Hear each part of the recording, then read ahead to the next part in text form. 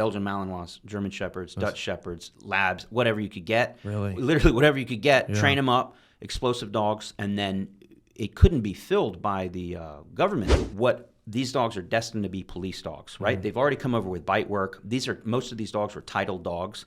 They were literally just waiting to be picked up by police agencies. Yeah. For every police dog that needs training, there's 10 to 100,000 pet dogs that need training. Are you kidding me? Yeah. Wow. Yeah. If you go in South End, all these young kids have dogs everywhere, and a lot of them are not trained well. 99% are probably not trained well. No. Well, the social media is the life source, I would say, of our business. Love it. It is more extreme than the low-level stim we use. The low-level stim we use is almost imperceptible. 15 minutes later, the dog's on the guy's screaming, he comes out of the bushes and does this. I would have probably shot The only too. reason that officer didn't shoot him, he didn't have his gun in his hand. Welcome to the Chris Salerno Show, your go-to for real estate, business, health, and family insight. I'm Chris Salerno, CEO of QC Capital. Each episode, we explore the latest trends and expert advice from industry leaders. Whether you're an investor, entrepreneur, or seeking balance, this show provides an inspiration you need. Join us and elevate your game on the Chris Salerno Show. Welcome to the Chris Salerno Show. I'm your host, Chris Salerno. I'm super excited to have Garrett on the show. He's going to give us a wealth of knowledge when it comes to dog training, business, and much more. So you're going to want to stay tight because you will learn something here, just like on his Instagram, TikTok, YouTube. You'll definitely learn something from there as well. So Garrett, thanks so much for joining us. Thank you very much for having me. Yeah, I'm excited. And we were chatting a little before how, I came across you. I've been following you for quite a while. Welcome to the Carolinas. It's a beautiful, beautiful states, both of them, and great place to live. And excited to dive deep in your background from start to finish ever since you were born. So let's dive straight into it. You said earlier you were born down in Miami. Yep. Nice. Yeah, I was born in Perrine, 1983, and kind of the claim to fame that we're going to come back to a lot is my father was a police canine handler since before I was born. He got into the unit in 81 with the city of Miami. So you were around, and I'm going to interrupt you throughout this whole thing. So you were around those type of dogs from day one, since you were a baby. Yeah. They were, and I didn't think of them as police dogs. They were just like the family pet. Yeah. So you just thought it was, hey, dad has a dog. Mm-hmm. But my father was very into the sport, if you will. I mean, as a profession. So he wasn't just protecting people; he was also into the sport side of it too. Well, and by the sports side, I mean USPCA, so the competition side. So the United States Police Canine Association, and that's where police canine handlers across the U.S. can convene once a year in regional and national field trials and compete with other canine handlers. And so he's competed since early on. So some of my earliest memories were going to these competitions and seeing my father compete. Yeah. Oh, so you fell in love with it pretty early. Oh, yeah. It was just kind of just the family business, if you will. Yeah. Or it became that over time. And there was something also called the Pig Bowl back in the day. And that was with the City of Miami Police Department would go up against the Miami-Dade County's Police Department in a football game, they all are rivals. All police departments, sheriffs, they all like to rival, even the same city. Exactly. And so I didn't care about the football game. Yeah. I was there for the halftime show. The best halftime show you could ever imagine. What is it? And we're talking about choppers flying in, SWAT guys repelling out with dogs, sending dogs, and that was what I was all there for, to see these dogs perform. And it never got old. Even to this day, I love watching any type of demo that we can put on for the kids and stuff like that. And so that's what I grew up watching, and then started participating in the demos myself. One of my youngest memories too is when I was maybe 7 or 8 years old. My father took me to a elementary school where they're putting on a demo for, I don't know, maybe kindergartners or something. And I remember him being a little frustrated. He's like, oh, such and such didn't show up. He's going to be my partner. I was going to show the dog and he has to bite someone. He's like, but you stepped in. Yeah, Mike didn't show up. He's like, Garrett, just take the sleeve and go in the bushes. And I'm like, Dad, I've never taken a bite before. And you're 7 years old. Yeah, 7 or 8, something like that. And was it a German Shepherd? It was a German Shepherd, big, powerful dog. And it's just the family pet to me, but I also know what they're capable of doing.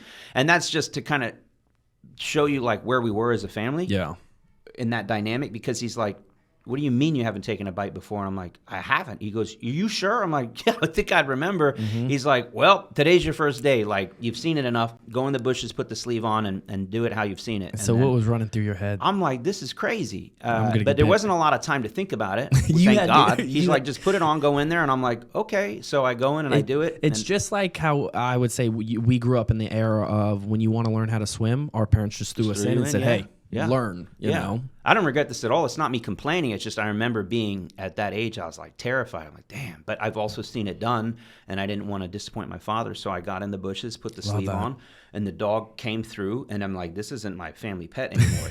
And I remember him looking at me, and he's like, I don't care. No, it's a missile. Yeah, it's a game to them. But this is also a dog with street bites. So I took the bite, and I'm like, you know, all right, got that over with. And then that's just how it progressed from there.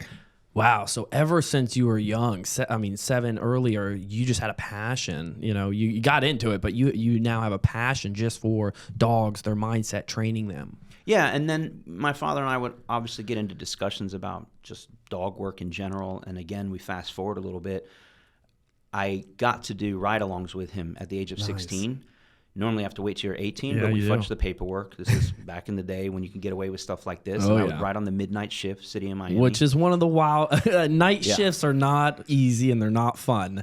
No. I'll tell you that, especially in Miami. Yeah, so it was literally out of the gate. We're getting in car chases. We're setting drug up perimeters, deals, all that. All the good stuff. And he's taking me by homicides because as a canine officer, one of the benefits is you can go citywide. You can actually go countywide. You don't have to respond to calls. Because you may get called in, another count. Or, you have to be free to respond to legit calls. So when it comes to the canines, is there a certain ratio of there's only a certain amount of canine units in, cities and things like that? Absolutely, that's why they can go, to neighboring counties and things like that? Yeah, I mean...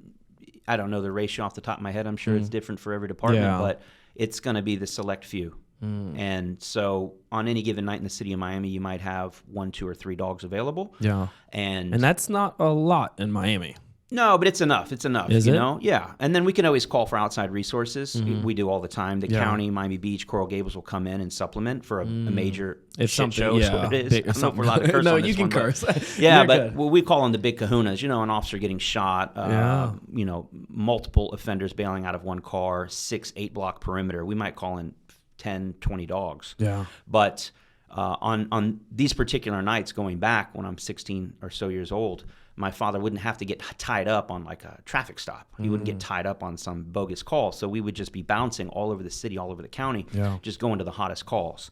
And so, again, right out of the gate, we have a stolen car chase, bail out. And you're 16 years old sitting in this car. This is awesome. 4 suspects bail out of a car, and right out of the gate, we're going to deploy the dog. Now, I've seen a lot of dog work, but it's all been sport work at that point. Competitions, training. Yeah. I've never closed off like environments, training facilities. Safe. This is the real world. This is the real. There's no it is what it is. And most officers go their entire career never backing up canine because we're also very selective on who goes in the backyard with us. Got it. Well, here I am at 16 years old backing up. I'm not backing up. I don't have a gun. Correct. But I'm there. Oh, yeah. I am there. And anyhow, there's some stuff I have to skip over, but I am deploying with him looking for subjects that just bailed out of a stolen car. And so I wouldn't say I was scared, but I'm sure the adrenaline was pumping because I felt safe. There's plenty of officers around, but it's me, my father, and just another backup who is also a canine handler. So it's the 3 of us. Yeah. 1 dog.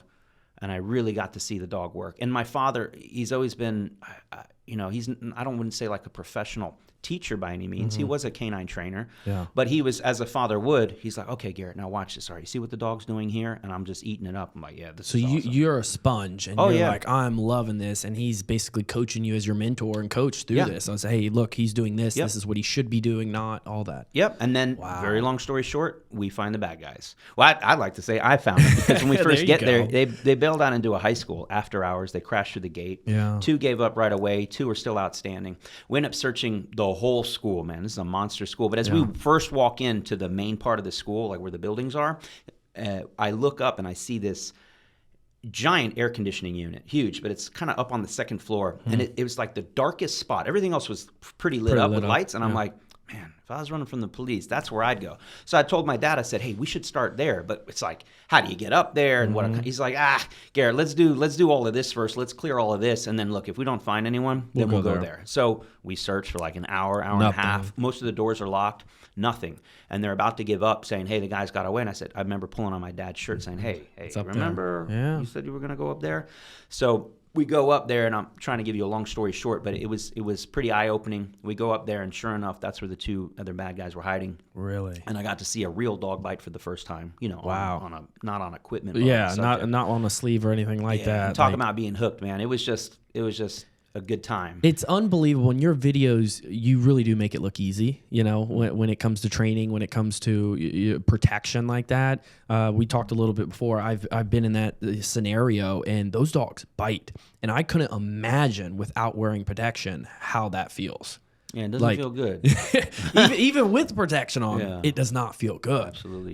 So, seeing it all up in action, I mean, I'm sure your adrenaline was rushing, and you're just falling in love with it. It's weird. It just was so natural. Yeah. I don't know why. Maybe just listening to stories of my father, or just being under his tutelage, if you will. Not that he was. Mm-hmm.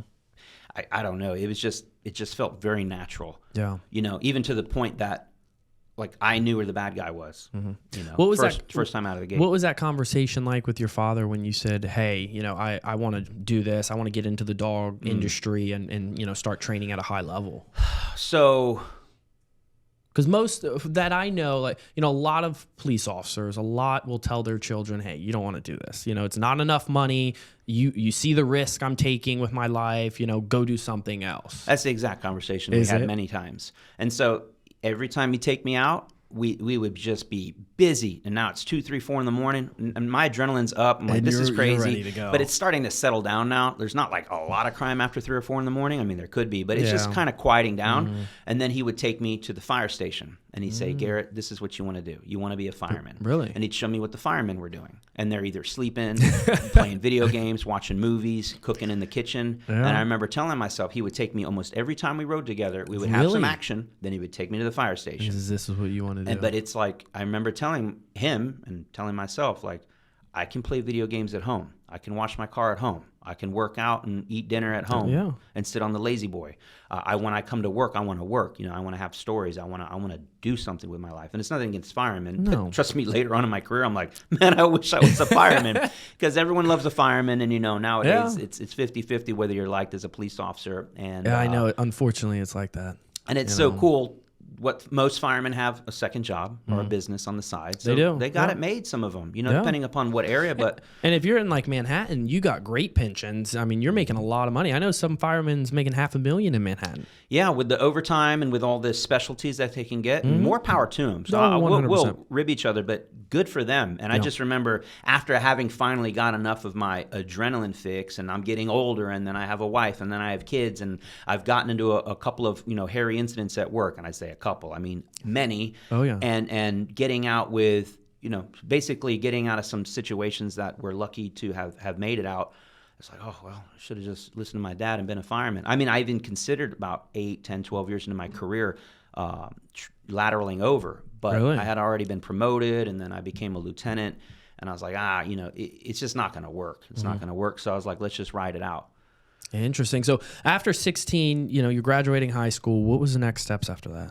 So at 18 years old, I got a job as an explosive ordnance detection handler. So I'm a civilian, but this is directly post 9/11/2001. I just got out of high school. I had just graduated that year, and how was the training for that? Pretty quick and easy. Again, like really? It's just a natural for it. It's not. I'm not trying to brag at all. It's just I had my father to teach me. Yeah. Right. And I've been since you were a baby for so long. Yeah. It came just right to you. As soon as the leash was in my hand, I just kind of knew what I was doing, or it felt like I did. Yeah. But I also understood a lot of concepts. So if I was doing something wrong and someone pointed it out, I'm like, yeah, I make the adjustment. So I just got hooked up with that job, which was great. I don't think anybody else did that. Most everyone was getting hired at the time to do that, because it was a scramble. Let's rewind. Oh, I'm sure. 2001. The World Trade Centers, just came down, and now it's like everyone is on high alert. Terrorism, everything. Bombs, any little tip, everyone's like, go check it out. Yeah, so as far as that industry went, it boomed almost overnight. Really? We were importing dogs like crazy to fill up what was needed. Not us, what type the industry. Of dogs? Belgian Malinois, German Shepherds, Dutch Shepherds, Labs, whatever you could get. Really? Literally whatever you could get, train them up, explosive dogs, and then it couldn't be filled by the government sector. You needed the private sector to come in, and so they contracted out the private sector. Yeah, immediately. Wow. So company I worked for, Garrison and Sloan, had been in business probably 20, 30 plus years already at that point. Their specialty was supplying police departments with dogs that they would import. They were a vendor, right? So City of Miami had been buying from them for a while. This is just a second branch of their business. So the city would go to them because they would import. They would also train and everything and then prepare it for the police department? Yeah, so Metro-Dade Canine Services is who we're speaking about. Tony Guzman's the owner. His son is now starting to take over. Anthony Guzman. Yeah. They're working together. Anthony's doing a great job. But Tony would import dogs. He'd go overseas, get the best that he could, bring them back, and then he was serving, obviously, a lot of South Florida, but nationally, people know if you want the best dog you can get, go see Tony Guzman. Go see Tony. So we would get our dogs from Tony. But then Tony saw a great opportunity. He's a great businessman. He's like, hey, look, man, these big businesses, and one of the contracts he got, and that I believe he still has to this day, Norwegian Cruise Lines, Royal Caribbean, all the cruise ships said, hey, we need to make sure we don't have a terrorist event. Or bomb dogs. Bomb dogs. Yeah. Wow. So I think he may have already been doing maybe some drug stuff. Yeah. Hopefully for them. I don't actually know how he got that contract, but the point is he got it, and then he needed he needed dogs. He had because of the Port of Miami is huge. Oh yeah, ginormous. Port of Miami, Port Everglades, Fort Lauderdale, all that. So he needed bodies to work these dogs, but where do you get handlers overnight? And so where did he draw from? Yeah. Police canine handlers. They would do it as a second job. So my father picked up that job. Them. Yeah. On their days off, they would pick up a second job. Smart. Pretty easy. Just work a couple dogs at the port, sweep stuff, and police, they wanted the extra income, so Yeah, and so that's how I got hooked up. My father was doing it. All of his friends were doing it. So you tagged along. I somehow got hooked up. A little nepotism, I guess, but I'm happy he was able to get me that. And it was a favor, if you will, because Tony's like, why am I going to hire some kid fresh out of high school? This is pretty serious stuff. Because you need a certain level of security clearance, but whatever, it worked out, and there I am. After just a couple of weeks of on-the-job training, I got my own dogs, and now I'm a big boy, right? Yeah. I'm using what these dogs are destined to be police dogs, right? They've already come over with bite work. Most of these dogs were titled dogs.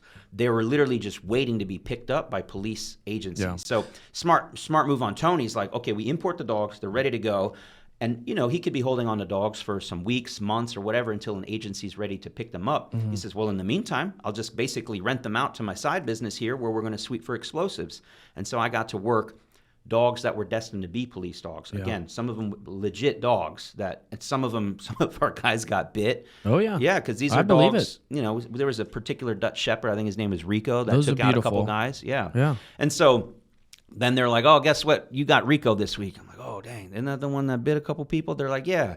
So you got to mind your P's and Q's and learn how to handle these dogs. And I learned a lot doing that. So I did that for about 2 years while I was waiting to get hired with a police agency. And then guess where I get hired? City of Miami. There you go. Yeah. I love that. So then you had a nice career at the City of Miami. And then from there, what was that mindset like to say, hey, I'm going to go open my own business now? Yeah. So now you're fast tracking many years later, about 18 years later. 15, I'd say. So 15 years at Miami, please. I did a total of 18 and a half for the City of Miami. 18 and a half. I would say around year 15, I opened up my own dog training business. Okay, so in that year 15, what was that mindset like? You're like, okay, I'm going to still work for Miami, which you did for a couple years after that, and then but you wanted to open up your own business to train dogs. The mindset was I was broke.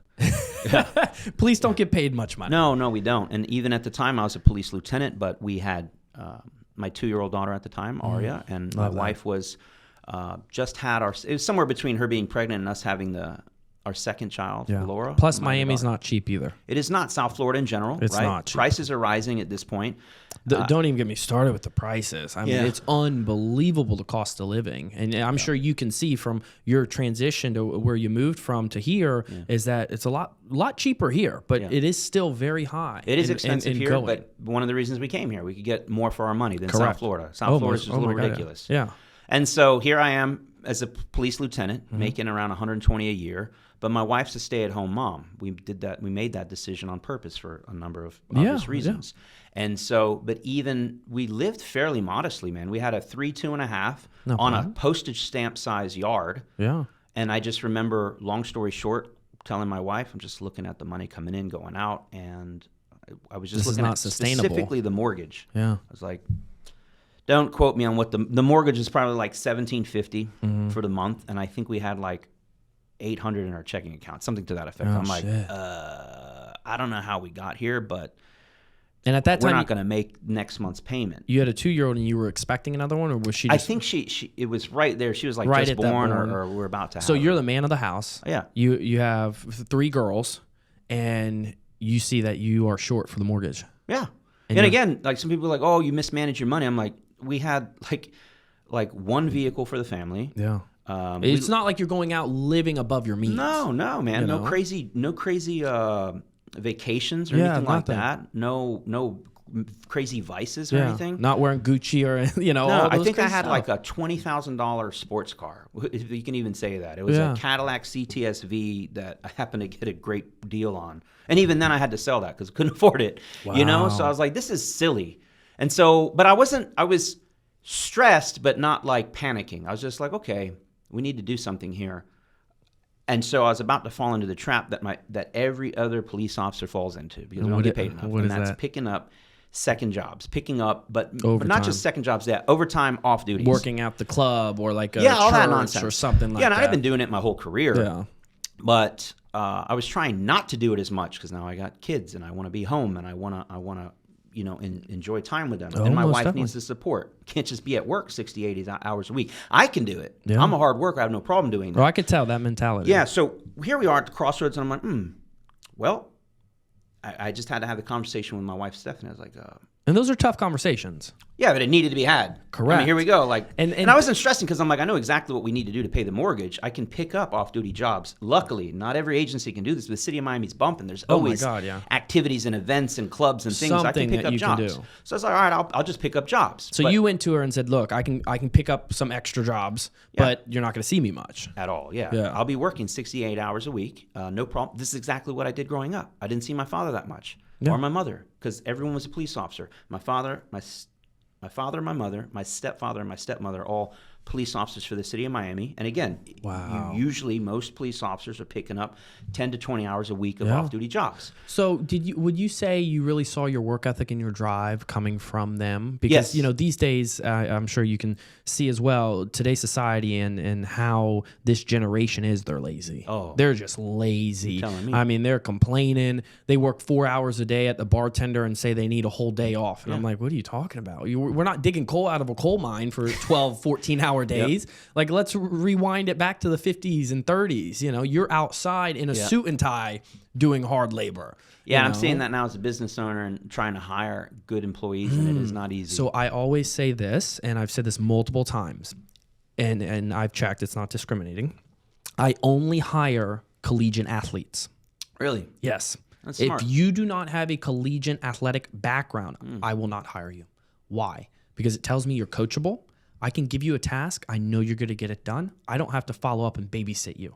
Because if you're operating at that type of level in the sports, correct. You're mentally, you're ready for competition. You have confidence. These are the Malinois. Yeah, that's right. Yeah, that's right. Okay. Yeah, the whole team's Malinois of the human world. That's smart. But that's one thing, because I've ran into that same scenario is 2 years ago, we had employees that were not they had no collegiate background. And they were lazy. I kept following up. And it's like, at the end of the day, it's like, you guys aren't getting your work done. Yeah. We're not the organization for you.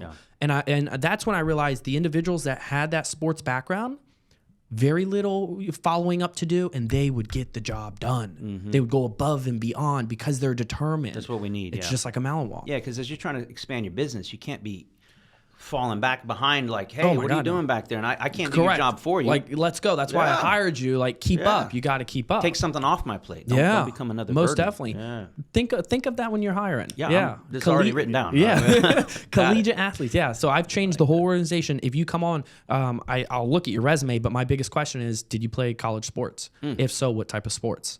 I want to know. And that helps me get a very good understanding of your drive, your motivation. Because some HR attorney out there right now going, got him, right there. Well, go ahead and just contact our corporate attorney. He'll handle all that. If it gets too serious, he'll fall in my emails, but I'll let him handle all that. But it is what it is. From what I've searched, hey, no, I'm sure there's nothing wrong with it, but everything's so damn PC now. You got to be so careful of what you do. It's unbelievable. It's unbelievable. We have no freedom of speech. We can't just speak our opinion. Well, we're going to do it today. Oh, damn right we will. So check on that. That's one thing I found. Yeah. So whole family. So really, that work ethic and drive came from parents and moms. Never. My father never complained about working his ass off. Never, ever. I cannot think of one time. He didn't have time to because he had to make the money for the house. Yeah. And your mom, because she was also in the same industry as well. But that I would say that era, it was no complaining, no bullshit. I'm getting it done. Like I have to get it done. There's no time to complain. Yep. And then these days it's just complain. Yeah. But I'm okay with that because it then will separate the weak people from the strong people. Sure. At the end of the day, because in my life and in the private equity space, I always say it's like the Hunger Games. If you can't be out there and if you can't hold your own, you're going to be eaten. You're going to get eaten up. Yeah. Yep. So it's very, very vicious out there. And in the business world, it is too. Yeah. So you had that talk with the wife. Yeah. And again, it was a very healthy conversation. It was like, look, we're at a crossroads. We need to make a decision. I'm either going to go double down at work and we'll make this happen. Don't even stress about it. That's an option. Or I'm like, there's got to be a better way because I'm just 15-ish years into my career here. I'm like, do I want more police work on my plate? I'm like, I've had enough police work. I'm going to continue to get enough police work. I got another 7-8 years left. Can I just do something else with I have other passions. Maybe I can make money with some other passions. And I had a couple things I was looking at. Opening up auto detailing. It's a goofy side note. Auto detailing? Yeah, I love that. We're in the car wash sector. What's that? We buy car washes throughout the Southeast. Oh yeah, I remember looking that up. Yeah, we can talk about that later. But I'm a nut about. I'm a weirdo when it comes to on my day off. I'm like, let me just wash my car for about 8 hours. No joke. Yeah. My wife would come out like, didn't you just wash it last week? I'm like, yes, but it's just another coat. All right, so I love it. Yeah, so it's like my zen. That's how I'd relax. But I said, okay, we could do that. I was looking at doing a knife sharpening business. Oh, interesting. It's like a weird thing nobody knows about. I can sharpen a knife like a pro. Really? It's weird. So I was like, but there's no money in that. I'm glad you live close to me now. Now I know who to call. Same thing, a zen thing. It's your form. So I'm a big person about meditation. I live behind Lifetime Fitness. I work out at Lifetime. I do meditation at Lifetime. They have meditation classes that do Zen meditation.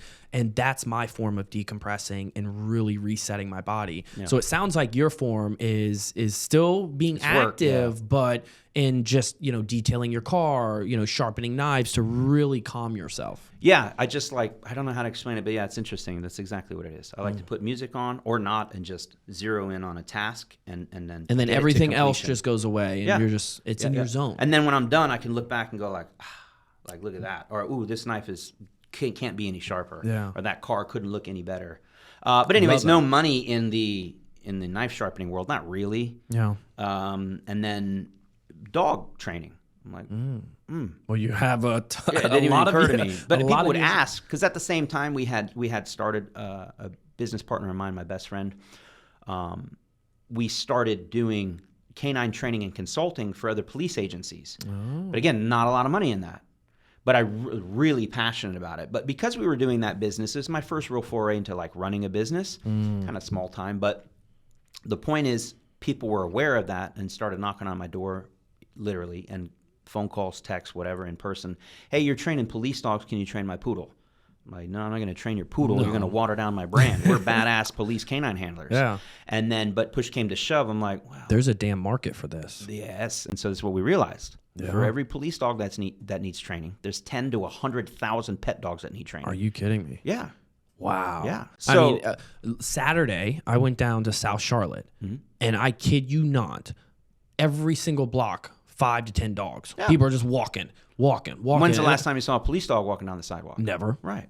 And I'm looking at these dogs. I'm like, kids, the young generation is not having babies. That's why we're on a decline of birth. If you look up the statistics, we are declining on the birth rate, and they're all having dogs. Mm-hmm. If you go in South End, all these young kids have dogs everywhere, and a lot of them are not trained well. 99% are probably not trained well. No, it depends who you ask, but yeah, they're not. They're not trained. Yeah. Yeah. And so you saw a market there. I wouldn't even say that, man. I wasn't that business savvy then. So you were like, okay, this is my avenue. Canine dogs, we're going to train them, bite work, high level. And then someone approached, and then you were like, I don't know. Yeah, and I had got asked numerous times to train people's labs or whatever, and I'm like, I'm just not going to do that. Yeah. Until I had to do it. Meaning, I'm like, well, I got to make some money, and these conferences or training seminars that we were doing are few and far between. Yeah. They're not very profitable between travel and paying other employees. And I still love doing it. We still do it, but police agencies don't have a ton of money. It's not, again, it's just, I don't know anyone it's not in their budget saying, hey, we're going to allocate $10,000 to a conference. Correct. And I just don't, I don't know anyone who's become a millionaire doing police canine training seminars. It doesn't happen. It's just not going to happen. In general, seminars and conferences are very slim margins. I mean, I've looked to do one years ago before COVID, and we did not because I said the numbers don't work. Like, I'm not going to do it because I can't make the numbers make sense. And even if you want to hustle and grind, great. Yeah, that's 52 weeks a year. You'll be traveling to hit all these cities and whatnot. I'm like, well, that doesn't work. I'm still a full-time police officer. The whole point is, and by the way, what was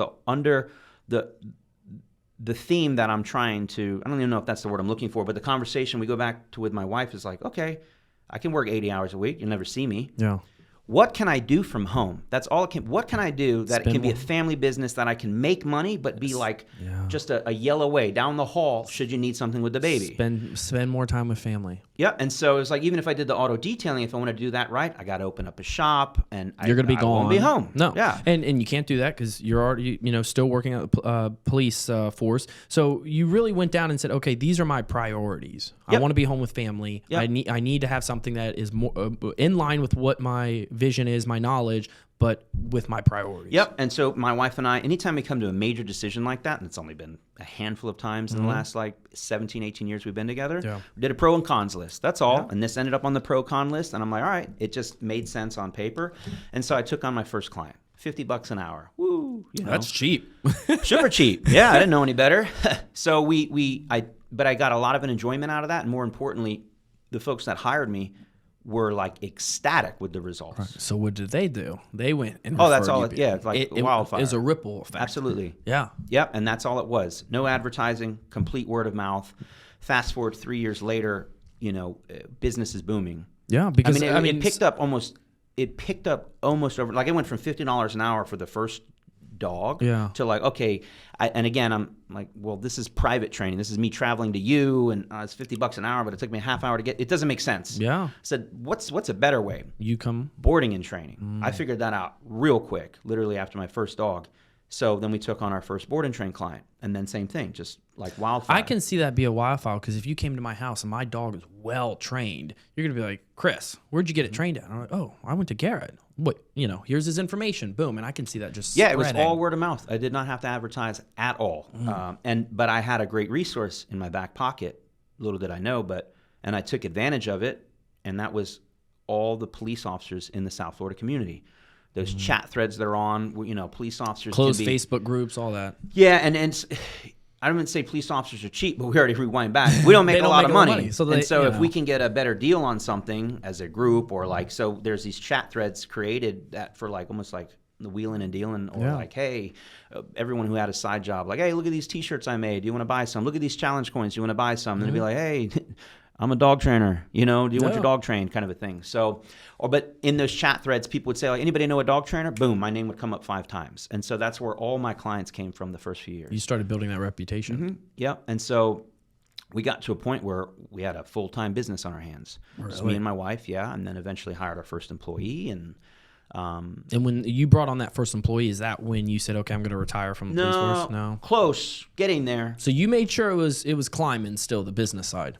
Yeah, and at the same time, I've promoted at my police department. I'm a lieutenant, and now I'm now in what's called our special investigation section, which is like top tier. The best of the best are there, and they require the best of the best from you. Oh yeah. And so my time was very much split between full-time business and this full-time job. And what do I say that? We would work 7 days a week, multiple operations throughout the week. Is the gang unit, is the particular unit I was in charge of. And so I have 2 sergeants and about 12 detectives under me, and we're running operations 7 days a week. And so even when I'm off, I was never off. No, I was always you were glued on to my call. phone. Yeah, to make approvals or just to be notified about such and any such large deal. issues going on. Yeah, and there's always an issue. There's always a Miami, car chase. 100%. Yeah, there's always a car chase. There's always some deal with, we got to arrest this guy with a gun, murder suspect, whatever. It's always, and I'm not complaining. It's a great job. But very long story short, I found myself, something was going to get neglected. Either my business, which was my baby at that point, and at that point was now making more money than my normal job. But my normal job requires all of my attention because lives are at stake, literally. So you then had to have another conversation with the wife and say, look, hey, this is pulling too much of my time, or this time can be focused on the business that we have, and we can grow this to the next level. Yeah. And so I had 3 years left till hit retirement, which is, to me, it seemed right around the corner. Yeah. I was working my ass off. I've never been working so hard in my entire life. I couldn't tell you, I don't know, 120-hour weeks. I was just working all day, every day. And it was also neglectful of my family. Now my kids are like 4 and 2 now, 4 and 2, 5 and 3. And this whole like stay-at-home thing, yeah, I'm at home, but you can't touch me because I'm busy working. I'm training dogs. So anyways, it just push came to shove. I had to make a decision, and it took me about 6 to 9 months to make that decision. The hardest decision I've ever made in my life, which was to walk away 18 and a half years into a career. I'm 3 years short of a retirement. Are you serious? Yeah, where I'd be making, I don't know, let's say around $6,000 a month. All I had to do is wait 3 more years. And you got $6,000 a month for life. Yeah, wow. Which is, a mortgage and change, a couple mortgages, whatever. Yeah. So that'd be set. I'm like, it's right there. But I'm like, what will happen to my business over the next 3 years? What will happen to my health? Maybe I wasn't that worried about it. What will happen to my family if I continue to grind 80, 100, 120 hours a week, whatever it is. But also, it's only a matter of time before something bad happens at work, because there were times, and I just use this as an example, I'd be sitting at my desk, juggling between answering work emails and being on a phone call for a client. dog training thing. Yeah, I'm doing both. And then my team would come up to me and say, hey, LT, we're getting ready to go out and do that deal. And I'm like, and your mind's not right. What deal is that again? I should be on it. I'm not. You need to be on it. Yeah, they're like, hey, we have multi-agencies and we're taking down such and such, or it's and a you're kilo like, deal. How many guns are we buying? 3. Okay, yeah, all right. How risky is this? Yeah, it's pretty risky. Okay. I got the phone call. I got the email. You're in charge. Handle it. Call me if something happens. That's not cool. No, I can't do that to my guys. Not at all. And so that's not fair to them. Where I was getting pulled between, like, do I walk away from a deal maybe where it's a $10,000 deal, or do I go out there and support my guys on a dangerous mission, if you will? And so it was not good. So I ended up doing, I forget what you call it, but FMLA, right? For my wife had some sickness, nothing crazy, but we took advantage of it. I said, look, I've never took advantage of anything at work before, and I'm like, if we can use this. You saw an opportunity. Is this an opportunity for me to take 3 months off? Yeah. That's what it was. Damn 3 months off Damn to right. test it. It was a test run. Damn right. Where I was not going to get a paycheck from the police department. I was going to be, our family would be wholly supported by the dog training business. And I just wanted to see, what is it like to run the business and not have to worry about work? And it's not like, this is the story of my life. It's like, I always use this example. I have a plate. It's filled with stuff. I take some stuff off the plate, and boom, it just fills up immediately. And that's exactly what happened. As soon as I took out 40, 50, 60 hours a week of my police lieutenant's job, now you got I wasn't on clients. Vacation. No, it was just, wow. More clients. Yeah. And so now at this point, we probably have 5 or 6 employees. We're not even talking about the online business. 5 or 6 employees. Oh, we're going to get to the online business, because that is super lucrative, as a business owner. And also it's lucrative to really help everyone across the world, be able to train their dog. Yeah, I love it. So it's lucrative for both sides. But I want to take a little step back. Sure. So your wife got into dog training. Not really. Not really? No. No? No, she's my wife, and it's what I do, so it's the family business. But she's just a dog lover. It's one of the reasons we got married. She loves dogs. I love that. But not really, like, she only trains because I need her help when I need her help. And does she handle anything on the back end, marketing or anything Accounting. like that? Accounting. Yep. So she's all she's numbers. She's had her hands in a little bit of everything, but accounting is more like her background and her thing. Yeah. Which is fine. She can deal with the numbers. But she's just a dog lover. So she gets just this added benefit of cuddling pup. Yeah, and have dogs. You want to talk about a conflict here? I'm training dogs, and I want them to meet, maybe a little. I have to kind of overdo it in terms of, like, I need this dog like a soldier. I need to listen. I need to be sharp. That's how I am. And then I come home, or I come in from training, dog 2. And the dog's on the back getting a belly rub it's by on the the wife. couch. She's rubbing the belly, and I'm like, what are you doing? I just spent time training it. Yeah, but hey, the dogs need that too. They do. She's there to like love them. That's a different type of training. It is. She's it doing really a different is. type of loving and training where you're out there training, sometimes killing machines, and then she comes in and trains household. She needs loving. They need the dogs need the release too. And I love that. She's just she does exactly what she's supposed to do as far as being the mom and caring for them. And then she helps out tremendously, taking them to the vet, making sure everyone's fed, making sure everyone's healthy. She runs a tight ship there. Yeah, that's good. Yeah, and that's a lot of work too. I definitely give it to her. That's a lot of work. I'm a single father, so I'm running the business, doing everything. And so my team sees it and knows it. But yeah, definitely hats off to her on that. 3 months comes up. And then you guys have the conversation like, hey. You think I would have known by then, but I was so torn. I had, and I love this example, is like I think it's a dichotomy. I don't know what you want to call it, but I had business coaches. At this point, I'm now dealing with a lot more high net worth individuals. Our prices have gotten to a point where we're only attracting folks that can pay for our premium prices because we run what I consider to be, the most VIP board and train program anywhere. And I think that's important, and we're definitely going to dive into it after this, is that, and before we talked, I was telling you that I'm in the market for a Belgian, and the reason why is for protection work.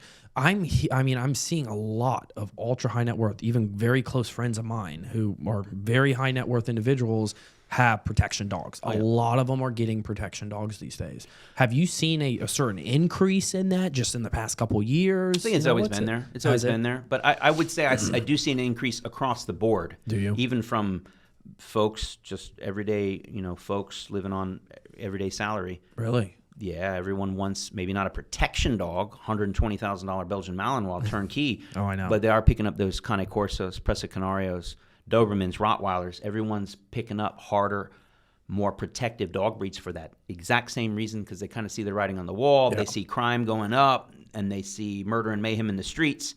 And so that's one of the reasons maybe why we're kind of popular, because we showcase these dogs. Correct. And then they look to us maybe for some guidance on Most it. Definitely. And I will say you sleep a lot better at night. Especially if you got a Belgian right there. Yeah. Because they're going to hear someone even shake the door downstairs, and they're going to be ready to go. But what you just mentioned too, 120,000. A lot of people don't know. A highly trained dog, titled from Europe. I mean, they're expensive. They're not cheap. Yeah.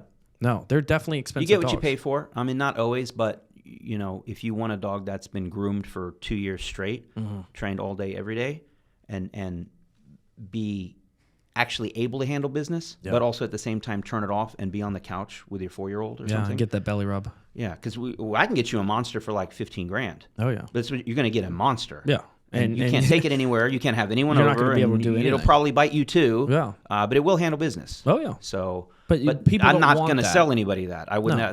That's not for me. That dog can go handle like a junkyard somewhere. Yeah, you know what I mean. Yeah. So to have a dog that, and then there's other dogs that'll look fancy. Yeah. Oh, like show dogs. Look how nice that. Wow, he just hit the guy in the sleeve so good. Okay, yeah, and then the real bad guy comes in and cranks off a gun or kicks the dog in the head, and the dog's running for the hills. I was shocked about that. And I'm just getting into the sport, brand new to it, but I'm shocked about that. I heard that same thing, that there's some that will go and boom, attack someone in a suit, boom, bite work, great, but once that level just creeps over that line, they shut down. Yeah, of course. Yeah. So, and training can help with a lot of that, but it's also just genetics.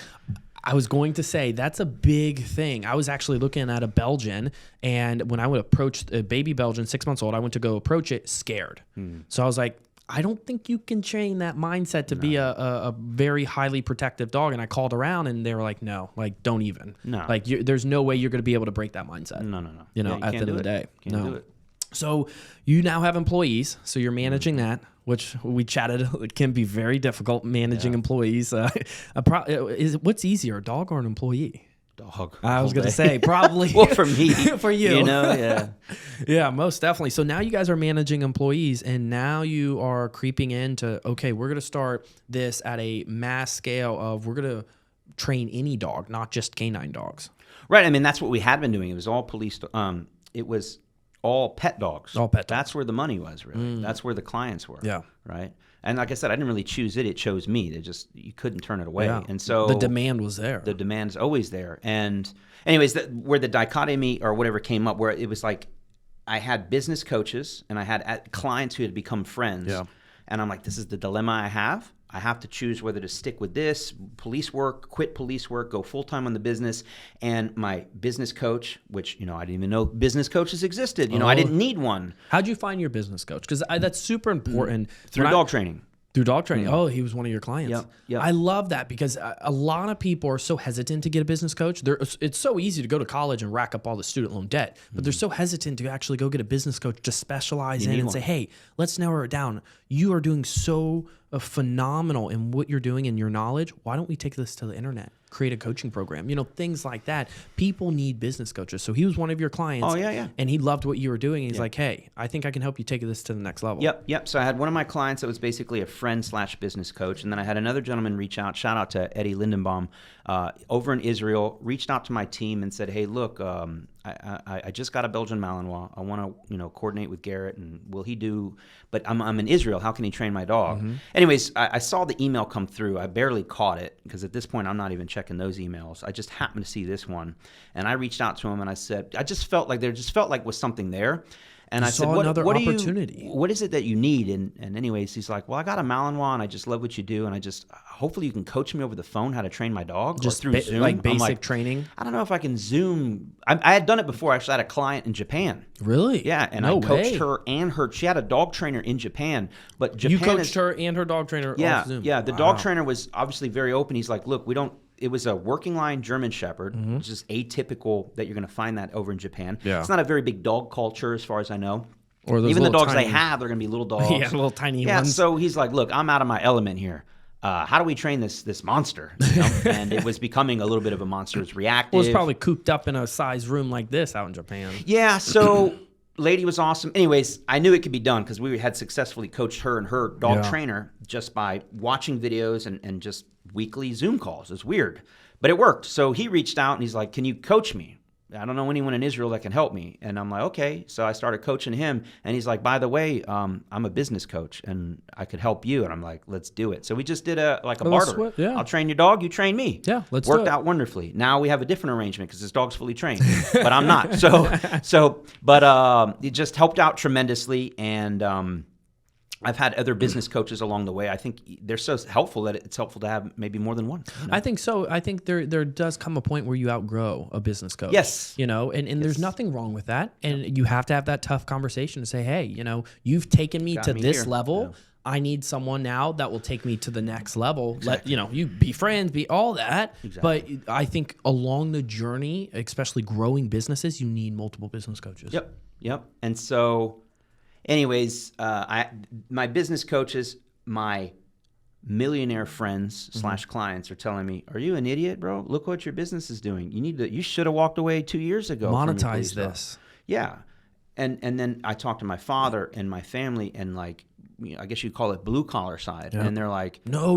You're 3 years from retirement, bro? Are you an idiot? No. Why would you walk away from that? Because that generation is all about de-risking everything. Yeah. Little risk. And just be calm, be comfort in your zone. Yes. And the generation where you were born in, I would say around 2000 is take risk. Now, millennials in certain circumstances don't, but it's that take risk. What do I have to lose? I fall down, I get back up, I try it again. Right. And so I was just torn. I'm getting it from both sides. I'm torn right down the middle. And very, very long story short, again, I make the decision to walk away from a retirement. Damn riskiest thing I've ever done. I mean, that's huge. $6K a month, but you did. Well, and I didn't just walk away from that. I mean, I walked away from $120,000 a year job. And then we calculated around $4 million I was walking away from. When you add up how much money I'd make from the day I retired till I calculated, let's say I lived to 85. This is so how much money. You broke it all down. You're very analytical. You broke it all down. I just had to do. I looked at it through 80 different lenses. With the wife's knowledge, did she handle all the numbers? Yeah, we did it together. Pros and cons list. That's good. And I just said, well, it really came down to a number thing.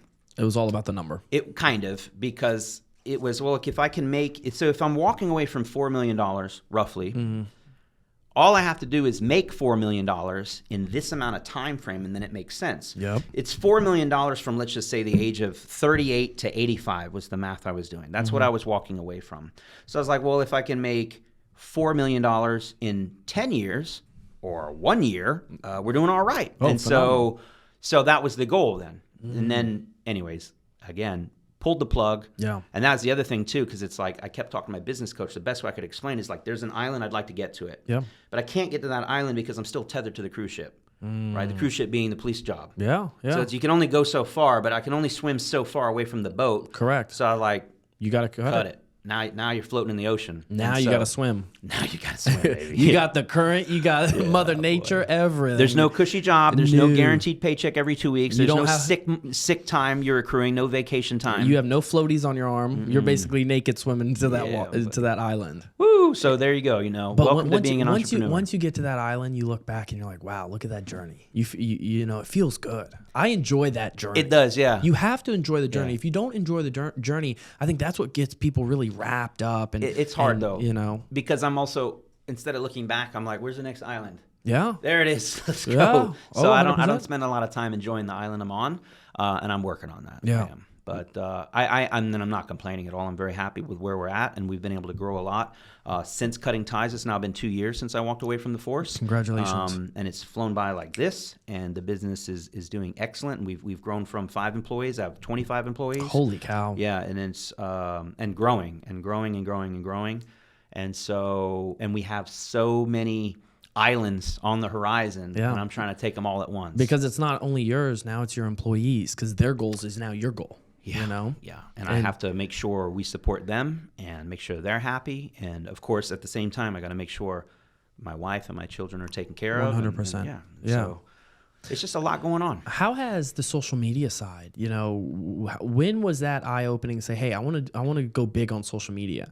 Because I was watching a couple of your videos, and no matter what, someone's always gonna hate what you do. Oh yeah, and you can do anything. You can say the sky's blue, someone's gonna say it's purple. Absolutely. And no matter what. So you have to come to terms with yourself. If you're gonna really take social media to the next level, you have to come to terms with yourself that hey, I see the sky going to be blue. It's blue in my eyes. That's it. Let's keep going. Yeah, well said. How has that been?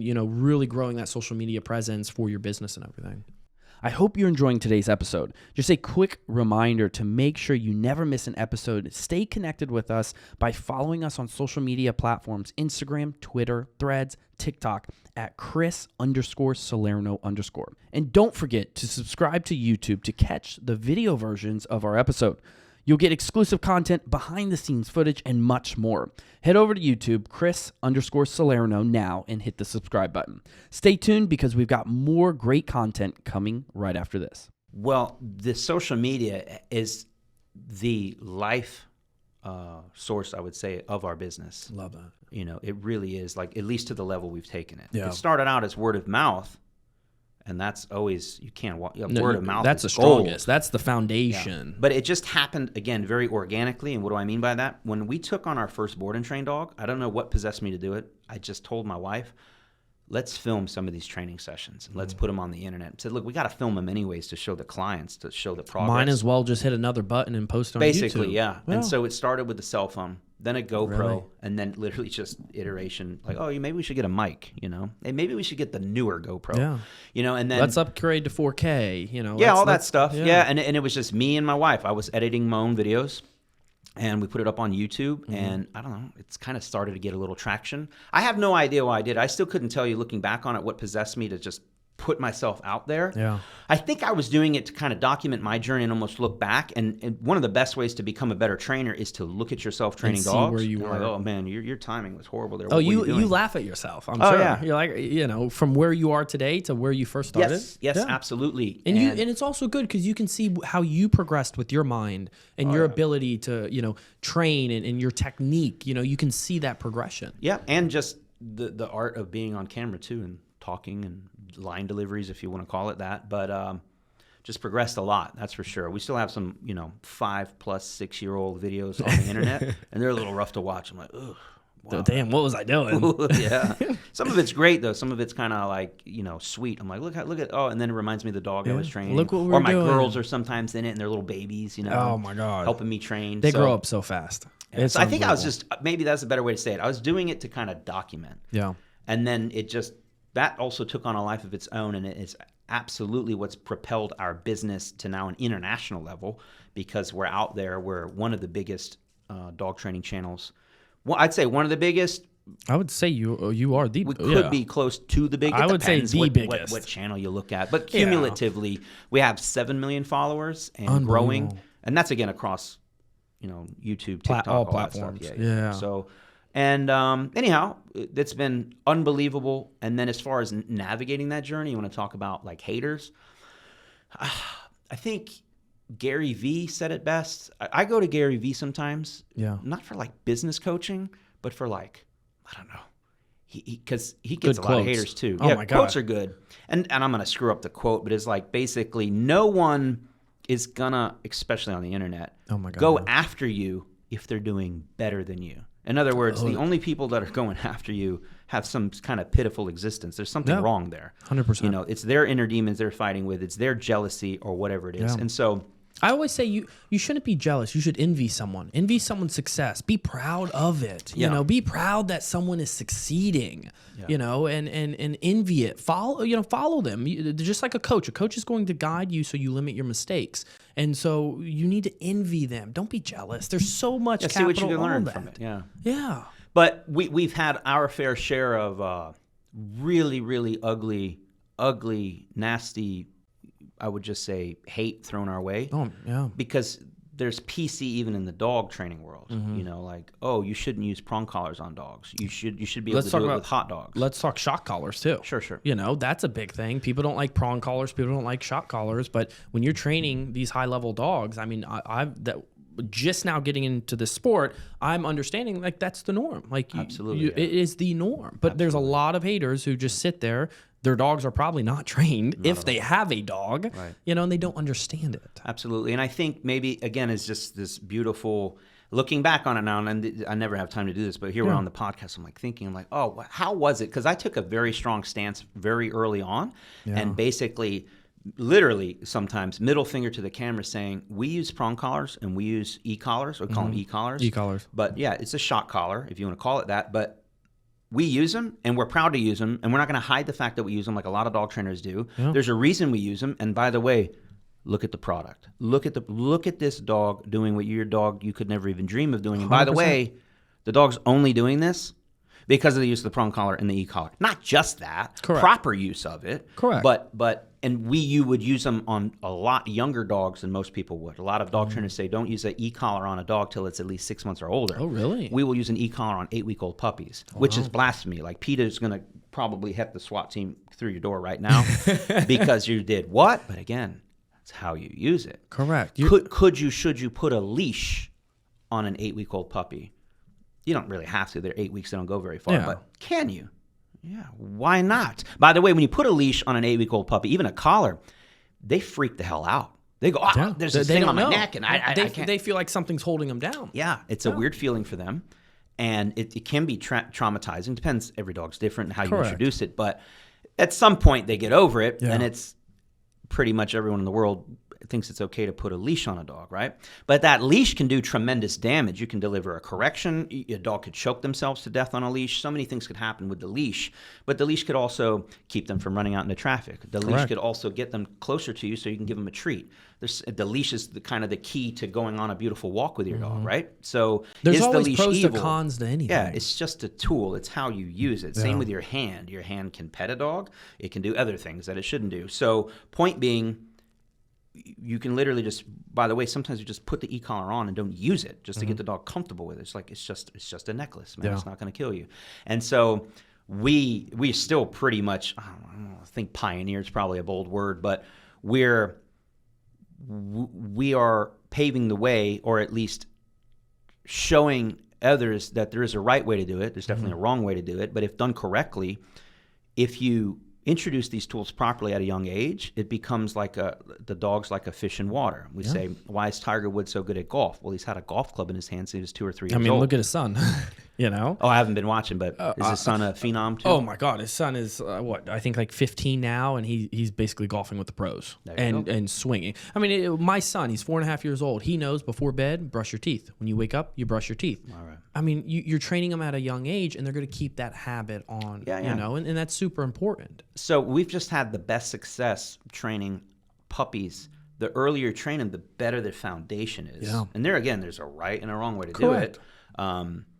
What I wouldn't do is, and I've seen people doing this, taking a 4 or 5 month old puppy that barely knows how to do bite work at all, and they're like, oh, let's bring out gunfire and whack them on the head with a stick. And I'm like, of course, no, you would never do that. No. But could you take the stick and pet them with it? Yes, you could. Ease into it. Could you take like a little cap gun 100 yards away and start doing getting closer and closer? Yeah, you should. Yeah, do that. But again, you could do it wrong. You overdo it, you can screw the dog up real quick. Mentally, it's a really big mental game. Yeah, but I have videos in our dog training courses where we have 8, 10, 12-week-old puppies living their best life under e-collar stim. And what we do is we pair the e-collar, which is literally just a sensation, right? It's a vibration. You could even use the vibration. Yeah. Surprisingly, the vibration is even more averse, I should say. I wouldn't use the vibration on a puppy. It's more extreme. Yep. It is more extreme than the low-level stim we use. The low-level stim we use is almost imperceptible. Right? Wow. And so it could feel as low as like an ant crawling on you. Like, oh, there's an ant. I like to say, that type of training is basically you saying no to the dog. When the dog doesn't do anything, boom, no. And the dog knows. And not even, that's old school e-collar training. And yes, that is part of it. But the way we use the e-collar, we use it, and I'll steal from Justin Rigney, as a gas pedal or a brake pedal or a steering wheel. Right? It's the same with the leash. If you think of it as a leash, can you think of the slightest little forward leash pressure you could apply? You're not hurting the dog. You're just saying, hey, can you go this way or that way? And in fact, if you come this way, I'll give you a treat or I'll give you a pet. And then the dog goes, oh, I love when you pull me on the leash. When you pull me on the leash, you're leading me to the honey pot, to the pot of gold. And so we use the e-collar, and we actually do classical conditioning. We say e-collar equals hot dog. E-collar equals treat. And they love the e-collar. When done correctly, if you stim a dog with an e-collar, you should see their ears perk up and they go, what do you got? What do you got? What do you got? Where's the ball? What do you got? We're ready. Yeah. So that's how we like to, and again, I'm kind of breezing through it, but when done correctly, it's not a hammer. It's a gas pedal. It makes the dog exciting, ready to go. It's like, are you ready? You're like, yeah, I'm ready. Let's go. I love that. And not only in your coaching program, in my eyes, you're helping train the dog, but you're also training the human too. Yeah. And I think that's a big misconception with a lot of dog owners that I need to train the dog. Well, you also need to train yourself to then train the dog. I'd say it's about 80% human. The owner needs to be trained, 20% the dog. And I think that's what we specialize in. I think I'm an okay dog trainer. I think where I shine is as a human trainer of dog trainers. That makes training sense. Humans. Yeah, that's what I enjoy doing. To train their dogs. I love it. I love training dogs, but I love training humans to train dogs. Yeah. And seeing it all connect. Yeah. And so that's what we specialize in too, not just in our online courses, but our in-person board and train. What sets our board and train apart is most board and train. Talk to us about the board and train, because if you drive down 77, which the main road here in Charlotte, you'll see a bunch of suites, and I call those the Ritz-Carlton. Yeah. They don't do anything. They put your dog up, you go away, you come back, you get some pictures and things like that. Yeah. They don't actually train your dog. They're just pet boarding. It's the Ritz-Carlton. They put it up, nothing. A lot of money in that. Oh my God, there's a lot there. It looks like they're popping up everywhere. They're taking over all the empty CVSs around town. But I think it's super important that individuals go to facilities like yourself, where if they're going away, they're still going to be trained, because once you train a dog, you can't stop the training. Like, you have to keep training the dog. Well, your dog's training regardless of whether you're training it or not. It's learning. When a dog's in training, it's not like, oh, I'm at school. Yeah. It's just life for them. Yeah, it's when you let your dog common. Shoot out your front door, it's learning that it's okay to shoot out the front door. And so the dog's just learning. It doesn't understand it's at school or not. It doesn't understand, again, with police canine work, when done correctly, the dog doesn't know whether it's on a real track for a real bad guy or if it's a fake one. How would it know that? And there are ways that it could. If you cut corners, the dog knows, oh, this is a training one. Got it. But when done correctly, even the human will switch the human. Now, the human knows it's training, but we'll also set them up when training is done correctly. We want to elicit the same kind of adrenaline dump. We want to elicit the same kind of fear response so that we can put them under a certain level of pressure. The more you expose them to that level of pressure, the better they're going to perform in the real world. If you and now we're getting into police canine training, but we see a lot of half-ass, easy-peasy training. It's because they're lazy. And the handler already knows what the outcome is. Hey, look, all right, the guy's hiding in the second yard. He's going to be in the shed. We just want to see what your dog does. Well, I get it. There's a reason to do that sometimes. But then sometimes I want the canine handler to show up like, yeah, this is training, but good luck to you. Yeah, but what's the scenario? I couldn't tell you. There's a bad guy. He shot at the police. And he's over that way. Because that's 99%. Yeah, that's what you're going to get on a real one. In the real world. Here's the real world call. Yeah. You show up, lights and sirens. He went in this direction. Go. Yeah. We just got shot at. And that's actually, I even try to sometimes create a scene when police officers show up for a training. So I bring the energy. Life. Yeah, I'll bring the energy. Like if we could, the drama. I would have like someone playing a dead body on the floor. I'd have blood. Yeah. And we do it to a point. I'm like, you see that car there? Okay, this and this is what went down. And I'll even bring the energy. Like, look, man, we got 2 officers in the hospital. One's probably not going to make it. The guy just shot on him with an AK-47. And where am I drawing this from? Real scenarios, real ones. I'll tweak it ever so slightly to fit the particular scene we're on. But I'm like, hey, now I need you to go handle it. You have to do that because not only the dog can get stimulated, but the human can too. Yeah. If they get, I mean, you were 16 years old, on a chase.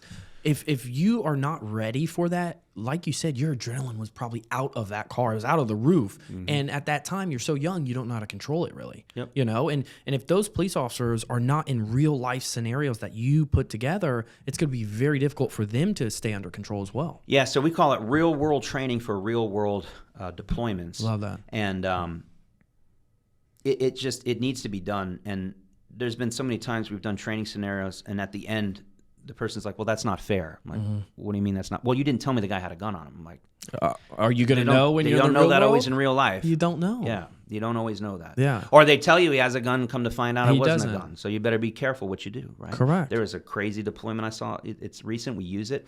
The guy pulls out. He's hiding in the bushes. The dog bites him, and the guy comes out with a silver shiny object in his hand. It's just a cup like this, but silver. Yeah. I'd have shot him.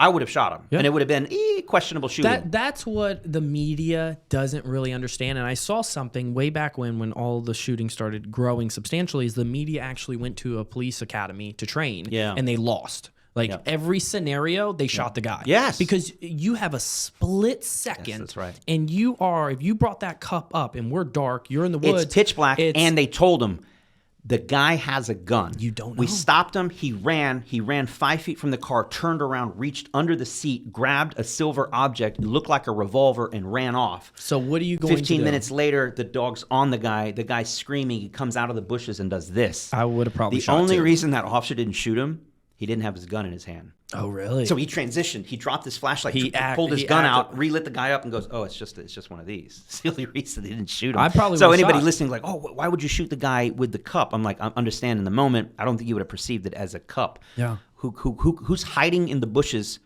has a police dog on him, and comes up with a whatever these are called. Yeah. What are you drinking? Your coffee? Yeah. It was dope in there. It had crack in there. Oh, really? Yeah, and he just didn't drop it. I don't know what he was thinking, but. Didn't want to lose it. Yeah. Anyways, we're running all over the place. Forever. I apologize. Y'all. You're good. We're trying to keep it on track here. You're good. That right there is that level of training that you need, because I would have probably shot him. Knowing that, okay, he has a firearm or something like a firearm, I probably would have shot him. Yeah, and he came out of the bushes and pointed a silver object, and it would have been a justified shooting. And if you don't know how to control your adrenaline, your mindset during that, plus you have a dog, you're going to feel the dog's adrenaline ready to go. It's pulling, So you have all that built up. You have a split second to say it's either my life or his life, and you don't know. Yep. And it's a tough, it's the toughest job, I think. One of the toughest jobs on the planet. It is. Police work in general. Hats off to him. Yeah. Let's talk about building a Ferrari. Oh, yeah. Yeah. Let's do it. I want to dive more into the boarding and training and what you guys do on that front of it too. Sure. So we specialize in what we call VIP board and train. Minimum 6 weeks, sometimes 7 or 8 weeks, but minimum 6 weeks. And we take your dog from 0 to hero. That's what we love do, that. Right? And this is just pet training. This is not protection training. This is just basic and advanced obedience, but once again, tested in the real world, meaning it probably takes us about 4 weeks to get the dog ready, right? It's built. But now let's get it on the track. What does that mean? Well, take it here, there, and everywhere. Take it to the mall. Take it to the park. I like to take them to car shows. When's that right age, you feel, to start getting it trained? You start training day one, because once again, your dog doesn't know whether it's training or not. So if you're getting a pup, when do you teach your kid to brush his teeth? Do you wait till he's 18 when he can years old? walk? Yeah, as soon as he can. As soon as he can. And so your 8-week-old puppy can walk. He can also eat. It can also be on a leash. It's moving around its world, and dogs mature a lot faster. So dogs are fully mature at 2 years old, mentally and physically, generally speaking. Oh, yeah. Every breed's a little different, but around 2 years old, that's an 18-year-old human. But it happens in 2 years. And that 2 years flies by quick. Yeah, and it's not like they just go from 8 weeks to 2 years. No, at 6 months old, roughly speaking, a 6-month-old dog is kind of like an 8, 10, 12-year-old kid. Oh, so you need, month one, you need to start training. I mean, if they're Day 6 one. months, day one. And right? what are we talking about day one? Potty training. How about potty training? How about socialization? How about environmentals? Right, because it's this window, and that window closes and closes and closes and closes, and around 2 years old, it's basically shut. What do I mean? It is what it is. Can you train an older dog? Of course you can train an older dog, but we go back to Tiger Woods again. The 15-year-old kid is gonna. Who do you know in your circle of friends and the folks listening at home? Someone that's 18, 20 years old, or 30 or 40 years old, who's never picked up a golf club. Would you hedge your bet that pick whoever you want, the most athletic person you know, they will never catch up to Tiger Woods' son at 15. No. Why? Because he's been doing it since, 2 or 3 years old. Yeah. You're never going to catch up. No, you're not. So if you give me a puppy at 8 weeks old, and by the time he's 5 or 6 months old, it's, quote, fully trained. I don't think there's ever such thing as fully trained, but it has all of the basic and advanced obedience. It's on and off leash trained. We have just set this amazing foundation, and you can start enjoying your dog now. Most 6-month-old dogs / puppies are acting like wild little animals. And so and again, now your window of opportunity to train, you just lost 4 months. Okay. And that's a lot. Oh, but let's wait till it's 12 months old. Okay. Now it's a shorter window. And it's going to be a lot harder. Now they're calling me when the dog's 2 years old, and it's like, okay, you want me to take your 30-something-year-old dog. Child. Sure, yes. I'm going back and forth. Yeah. Oh, you want me to make it a pro now? Okay, well, I'll do my best, but I don't think it'll ever be pro. No. Right? Because we didn't start young enough. And Correct. by the way, what's it been doing for the last 30 years of its life? No. Nothing. I mean, if you took a 30-year-old kid, adult, human, whatever, that hasn't done anything in its life, now you want to make it a superstar? You're not going. What's your dog been doing for the last 2 years? Pulling on the leash, barking at people, peeing and pooping on the house, chewing my furniture, and not listening to anybody. I'm like, okay, well, we'll fix it for you, but it's going to be a lot of work, and your results aren't going to be quite the same as the lady or the person that gave me their puppy at 8 weeks old. So, correct. Talking in circles here, but we have a raise and train program. It's $40,000. The dog comes straight to us from the breeder, and we take it for the first 3 months of its life, coming into a home. So from 2 months old to 5 months old, we potty train it, crate train it, socialize it, environmentals, and then on and off leash obedience. At 5 months old, your dog is turnkey. It's going to have better obedience than most police dogs. Love that. Right? And that's obviously for our high-end clientele, our VIPs, professional athletes, people who don't have time to potty train their dog. Yeah, because it takes a lot of time. Oh, yeah. And we do it right. And then we also have just our, regular board and train. It's not regular. It's still a VIP experience. And that's when the dog's coming in maybe 4, 5, 6 months old. Yeah. For me, that's kind of the sweet spot. And meaning you've had the first couple months to enjoy the puppy being a puppy. Oh, yeah. We'll walk you over the phone how to potty train it. Usually they're still not potty trained by the time they come to us. And then now we are going to spend around 6 weeks to get all that basic and advanced on and off leash obedience, and again, bring you back a finished product. But what I was saying, what's special about our program is most 6-week board and train programs, by the way, there's 2-week ones, stay far away from that. There's 4-week ones, okay. I mean, it's just like, are you going to be a star athlete in 2 weeks? No, you're not. No. So you're not going to go to the gym and have a 6-pack in 2 weeks. I wish it worked like that, but it's. I'm going on a year and trying to get rid of the dad bod. So anyways, what ends up happening is at the end of a 4, 5, or 6-week board and train program, most trainers are spending around 30 minutes to maybe an hour, hour and a half with the client, saying, here's your Ferrari, and this is how you drive it. And then it's inevitable. That is not enough time. It takes me like 30 minutes on average just to show someone how to properly put a collar on and off. just some basics. Yeah. And then, anyway, so we spend on average around 8 hours minimum for what we would call a take-home lesson. And it's so intense, we do it over 2 days. Wow. Right? And we don't even put a time on it. I literally do it until it's accomplished. Oh, yeah. And if we have to do it again and again, I don't care. Do so I usually block out 2 entire full days. We start in the morning and we go until they kind of can't take anymore. Yep. Then we take a break and come back and do it again. Wow. And then there's support ongoing for the life of the dog. We offer a lifetime guarantee on the performance of the dog because... I would love that. Yeah, you have to have it. I think that's super important. I mean, like I said, you see the younger generation not having kids and having dogs. So you go to Southland this Saturday, take the young ones out to go eat. You'll see dogs, 10, 15 on every single block. It's unbelievable how many dogs. And I went to a dog park Saturday. There's all these bars around with dogs and things like that here in Charlotte, one right down the street here. And a dog came up and would not leave me alone. Like, sat right next to me, and the lady's like, "Oh, my dog loves you." I was like, "Oh, how long have you had it?" "Oh, I picked it up yesterday from the shelter." I said, "And you already have your dog out here? And you picked it up yesterday?" Yeah. Like, I did not. I was like, no, that's not how dog fights happen. That is, oh my god! Especially if you're taking it to a place where people are drinking, and because we think dog parks are very dangerous for your dogs. And then now this new thing with, I don't want to talk bad about anyone's business, model, but dog parks by themselves are already pretty tumultuous. I feel like it's like locking up like 20 UFC fighters in a ring. Kind of. Yeah, I have a better example. Yeah, let me hear it. I call it the prison rec yard. I 100%. I like that. Now, mind you, you can go to a prison rec yard and it'll be calm. Out. Yeah, it'll be calm chill until it ain't calm and someone's getting shanked and then they're murdered. So what are you talking about, Garrett? Yeah, it happens every day across America. Dogs are getting their eyes bit out. They're getting mauled. They're getting killed at dog parks. Oh, I believe it. Why? Because a lady, like you mentioned, just picks up a dog from the shelter. Yeah. Why was it at the shelter in the first place? Who knows? Maybe it bit someone. Maybe it's bit kids. Maybe it's bit another dog. Maybe not. Maybe it's perfect. And she doesn't know this dog at all, and she brings it into an environment with another 10, 15, 20 other dogs that she doesn't know anything about. And they're running around, barking, high energy. They're animals. Right. And I think things are going to happen. Obviously, we all have feelings for our dogs, but I think a lot of people don't treat it as a business. They have too much feelings, and that's where it gets really gray and scary. Well, they also anthropomorphize the dogs and treat them like children. Yeah, but they're not. They're love dogs. It's an animal. They're animals. But then they're like, oh, that's so rude. But we're animals too. Correct. Put 20 kids that you don't know in a playground together.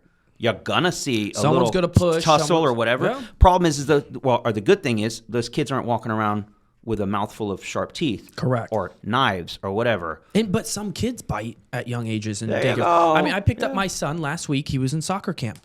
And like you said, 20 kids in a little indoor soccer camp. I saw my son push someone. Mm-hmm. That guy pushed my son on the ground. My son looked at me. I said, "You shouldn't have pushed him." There you go. But look at that. Right now, what if they were dogs? That could have been a full-on dog fight. Oh my God! Yeah, someone could get seriously injured. Because dogs are animals, and in their mind mentally, they're going to bite. Like that's what they're going to do. That's how they're going to protect. They don't have words. Bite. Correct. They don't have hands. They're not going to sit down and do a powwow. They live in the moment. And anyways, all I was saying is now they're doing this thing with dog parks with bars. Yeah. I'm like, you just add alcohol to that. It's a little crazy. Alcohol with high energy. And as a former police officer, I don't think that really works well. Yeah, it's just not smart. What do you see the big misconception? Because like I said, younger generations, that's the first thing. I want a dog. What do you think the biggest misconception is and that they really need before they, want to get a dog and then training? Yeah, the research, which like we started, people just see, here's a great example. They see me with a fully trained Cane Corso, right? 120 to 140 pounds. I love those, by the way. They're awesome. They are beautiful dogs. Are amazing. They are gorgeous. But they are very powerful. Oh, my God. Okay? Yeah. They're big. Not only have the power to kill people, they have killed people. Oh, yeah. Right? And they will continue to do so because, again, we're just having this conversation. It's their breed line. It's just their power, right? There's some Chihuahuas out there that probably try to kill a couple of humans, but they can't. They just can't do it. They're not powerful enough. But the Corso is absolutely powerful enough, right? Oh my God. They have the same genetics as Roman war dogs that were used in the Colosseum and in actual wars. I mean, most are over 100 pounds. I mean, what do they average? 120 to 140, but they're getting bigger. They're breeding them 160, 180. And that's not like beer belly fat. This is raw muscle. Yeah. And I would say dogs, roughly speaking, are about twice as powerful as a human pound per pound. Oh, Meaning if you had, and I just use an example, but if you have a 120-pound woman, right, Yeah. and a 120-pound Corso, and that Corso wants and is on a leash and wants to go somewhere, the lady's taking a ride. Oh, yeah. Generally speaking, but you can substitute with anyway. You could take me, for example. I'm about 210. I go to the gym a lot. We have a 135 to 140 pound boar bull in our program right now. It's a South African Mastiff. It's even bigger than a Corso. Really? Yeah, What is it? It's a lot of dog. A boar? Boar bull, right, from the boars of South Africa. These dogs are bred to basically ward off lions on a homestead. Well, they can fight lions. I'm gonna have to Google that, but if they can fight lions, they can fight lions. That's a scary dog. Yes. They are freaky powerful.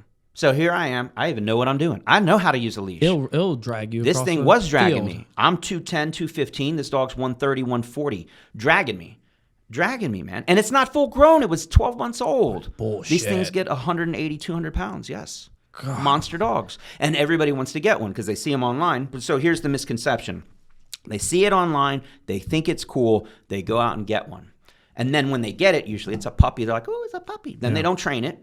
Then they do improper socialization. And then it's too late to train They take it to bars where there's other dogs roaming around, like these doggy beer parks or whatever they are. And then that dog gets attacked. Your little puppy maybe gets, and you don't even see it happening. You think they're playing. But what actually just happened is your dog, your puppy, at this very fragile age, just got dominated. And now it knows other dogs are a threat, right? And so many little things can happen. It can happen in an instant. And now you have basically a ticking time bomb, and that ticking time bomb becomes 100, 120, 140, 160 pounds, etc. So the misconception is they just think, especially if they buy a particular breed, that it comes what we call pre-installed from the factory with the training. The best example of that is the Belgian Malinois. When you see them on camera a lot or on TV, you're going to have very high-level professional dog trainers or the police or the military taking these buck wild dogs. They're wild. They are wild animals, but they harness all that energy and channel it into a job.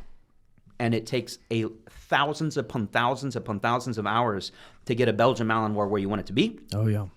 And then they see the finished product and they go, I need to get a Belgian Malinois. And so, because they think if they just buy it, it's just going to be like that. No, it couldn't be further from the truth. Like I told you, I'm going on 10 to 12 months of studying Belgians. I'm even doing bite work myself and being a decoy. So you're doing it the right way. Yeah, so you know what you're getting into. Oh, my God, yeah. And you're preparing to give that level of commitment. And the main reason is really following what you have posted throughout social media and the education that you have out there in general, just on dogs, breeds of dogs, training dogs. Yeah, I think everyone should do their level of education before they go and pick one up at the local pound or the local animal shelter and then take it home. Yeah, I have analogies just all the time because I love cars, so I use cars as an example a lot. But here's an example.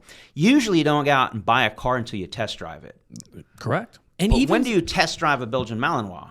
Where do you go to pick one up to take it home for the weekend? Yeah, you don't. But my argument would then be but there's ways to kind of simulate that. Go out there and take bites from one. Oh yeah. Go get to know someone who has one. And by the way, not just one, but see 2 or 3 because they're not all the same. Oh my God. You can have kind of a really chill one. I've been bit by a very light one, and I'm like, oh, this is nothing. And then I've been bit by a very powerful one. It's won championships, and I'm like, okay, I need to take a break. This thing's wore me out, And I think, especially with that type of breed, you need to do your research. Yeah. But with any type of breed that you're thinking about getting, you should understand the level of what you're going to get. Yep. And it's not just a breed thing either, because I love all dogs. But even we were just having a conversation yesterday with one of my certified trainers. The guy can train whatever you like. You know what problem Casey has right now? Some kind of golden doodle of some kind, which a lot of people have because what they're not allergic dogs. Yeah, roughly speaking, hypoallergenic. Hypoallergenic, yeah. So. Or more hypoallergenic than most dogs. Supposedly, no dog's completely hypoallergenic. But yeah, this is as close as you can get. Yeah. Anyways, this dog's, they say there's no such thing as a bad dog. This dog's an asshole. Really? This dog has already bit him. It bit him on day 1. No way. Yeah, bit him for no reason. The dog is what they call like a nerve bag. Yeah. Why? The dog's overweight. It's only about a year and change. And the family has anthropomorphized the dog. Literally, grandma came, abuela. This is a Latin family. And she said she came to the drop-off training. So it's grandma, her son. Her son's like 30 or 40, still lives at home. I don't know what's going on there. But We won't dive into that. No. And it's just there's something off because they bring the puppy. It's not a puppy anymore. No. It's 12 and change. This is like a 15, 16-year-old kid, if you will. Yeah. And obviously they need training. I'm happy they recognize that. I have the video. Day one, puppy's in the crate. I say puppy, whatever. Yeah. He reaches in and the dog goes and tries to bite him. I said, for what? For what? Just to reach in. Just for reaching in. Under-socialized, bad environmentals. Dog's been babied its whole life. And if you were to ask it, man, I cannot wait till Elon Musk gets that neural link in dogs so we can have a conversation. That would be badass. And if I asked that dog, I'd say, hey, what's going on here? In my opinion, that dog would say, well, I'm the princess. I don't think you realize that. I've been abducted. I'm abducted. This guy's my captor. He's kidnapped me. I don't know where my servants went, right? She doesn't think of grandma. Grandma works for her. Yeah. Right? Yeah, a lot of these dogs are getting so babied. I'm not saying don't baby your dog. It's because people wrap up their feelings too much in it. Yeah. And then the dog can do no wrong. When they have that feeling, they don't realize it's an animal at the end of the day. Yeah. But they don't realize if you treated it like a child, like if your child makes a mistake, there should be the consequences. You have to hold the child accountable. Yeah. So anyways, this dog is it needs a lot, but so it's not just the breed. This is what you would usually consider a pretty sweet breed. Yeah. But everything went wrong with the lack of training, lack of proper socialization, and now that window is really tight now because now we have a dog that's biting anyone and everyone for no reason. So it ended up biting him because he thought he was getting along better with it. Yeah. He was able to get it out, and then anyways, boom, tagged him. And then he sent me another video where the wife, sweet as could be, hey baby, let me pet. Wow. Oh my God. So, and the dog, it just needs a lot of help. So all dogs need training, but you'll see these little dogs get away with less and less training because what's an out-of-control Chihuahua going to do? Yeah. Not much. No. What's an out-of-control 200-pound boarable going to do? Basically, it could kill somebody. Eat you alive. Someone, yeah. And again, we do our research. This is all we do all day long. These powerful breeds, we could just call them power breeds, are capable of, will have already, and will continue to cause damage. Yeah. And most people don't understand why. Yeah. Let's talk. I want to be very cautious of your time. Sure. I know you and I can talk all day, so I want to be cautious of your time as another business owner. Let's talk the secret sauce of dog training. What's that secret sauce out there? Secret sauce. The secret sauce is DIYcanine.com. That's where there we you go. Secret sauce. Yeah, that's our online dog training platform, and it's literally the words we use. Secret sauce. Yeah. We show you the secret sauce. What is the secret sauce? It is literally a look behind the scenes, step by step, everything we do when we take on these $40,000 raise and train clients, these $20,000 board and train clients. And you can do it all from your home, your cell phone. Yes. Yeah, and train your own dog. Yes. From your phone, from your computer, or whatever. We are showing you no hidden, nothing hidden, step by step. And you'll see, and that's what one of our specialties is. We don't show you a dog that's finished. We show you a dog like, look, this dog doesn't know it. Watch, this dog doesn't know it. I usually try to prove it to him, like, watch, place, dog doesn't know it. By the end of this video, the dog will know how to go to place to at least a certain level. And then we have about 80 different dogs so far. I lose track because we continue to add dogs. Unbelievable. Yeah, and this is in our training program. Because everyone's like, yeah, but do you have a Rottweiler? I'm like, yeah, we have 3 or 4 in there. What about a pit bull? Yep, got 3 or 4 of those. There yeah. you go. And then, but inevitably, I have some hundreds of dog breeds. We don't have every single one. But correct. That is one of the issues, and I'll just talk about it now. But it's like, but I haven't seen you train a Yorkie poo. I'm like, yeah, but I've trained a Shih Tzu and a Poodle and a Yorkie and a miniature Pinscher. And, it's like, don't get so hung up on the breed, folks. Just shut up and take the damn course. It's, and I use this, and I haven't found the best way to verbalize this yet, but if you're a first grade teacher and you have 20 kids in your class, and one's a boy and one's a girl, and one is lighter skin and one is darker skin, one has short hair and long hair. In other words, different breeds of humans, right? Or different ethnicities. They look different. Because that's all it is with dogs. It's still a dog. 99.9% same genetics. Yep. Just one's bigger, one's smaller, one's got long hair, one's got a different color. They're still dogs, so let's not get hung up on that. Yeah, you might do a slight tweak. The biggest tweak is I might train a miniature Schnauzer on the table because I don't want to break my back and bend down to the floor. That's about the only difference. Other than that, you can't tell a miniature Schnauzer that it's not a 100-pound dog. They don't know. No. And some of those Chihuahuas think they're 100-pound dogs. Yeah, so anyways, my point is, but we still try to satisfy as much as we can and have as many different breeds as we can. But the secret sauce is, in short, we teach it. In fact, we have a free course. It's a 4-hour free course called Dog Training Decoded. It actually unlocks all the secrets of how you want to get your dog trained, where you want to go. And in short, we showcase the pros and cons of every single type and style of dog training. And the three big that are out there is positive only training, which is using nothing but positive reinforcement. Love that. Which is treats. Mm-hmm. And then it has amazing pros. It's the fantastic way to teach your dog how to do something. Yeah. Huge deficit. What happens when your dog is not listening to you? What happens when it's jumping on your counter? What treat do you give your dog to tell it not to jump on your counter anymore? You don't. You can't really be positive when stuff like that. No. So, but then there's the extreme opposite, old school compulsion training. Correct. It's old school. That's how we used to train our police dogs. Mm-hmm. It has a lot of benefits too, but also has major deficits. Yep. Right? And so that style of training will use force and compulsion to get a dog to do something. Mm-hmm. And it works, it's reliable, but it makes the dogs really flat. So what we do, secret sauce, balance training. We actually have a better word for it. We call it full spectrum dog training. I love that. Everything from A to Z, every color of the rainbow, every tool is available. I'm not saying we're going to use every tool, but everything is available because every single dog is different. And you have no damn excuse because you can use this. Yeah.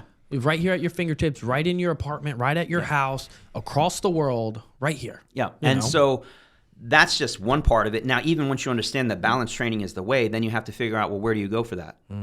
Do you go to private training? Do you go to those horrible group training classes at your local big box pet store? Hell no, don't do that. No. Do you go to a board and train program, which is what we do, right? Yeah, I love it. Yeah, but not all board and train programs are created equal. There's some horror stories out there where you send your dog. They just arrested a lady in I think it's one county north of Palm Beach. But anyways, South Florida, this is in the last couple of weeks. They finally arrested her. She had about 6 or 8 dogs die in her program over the course of like a handful of years. Yep. And they just couldn't prove that she was responsible for it. It was just happenstance. Oh, the dog died. Or the dog died mysteriously. They finally did a necropsy on one of the dogs and discovered the dog basically beat and choked to death. No and way. Now so anyways, board and training is one of the best ways to get your dog trained in the fastest amount of time.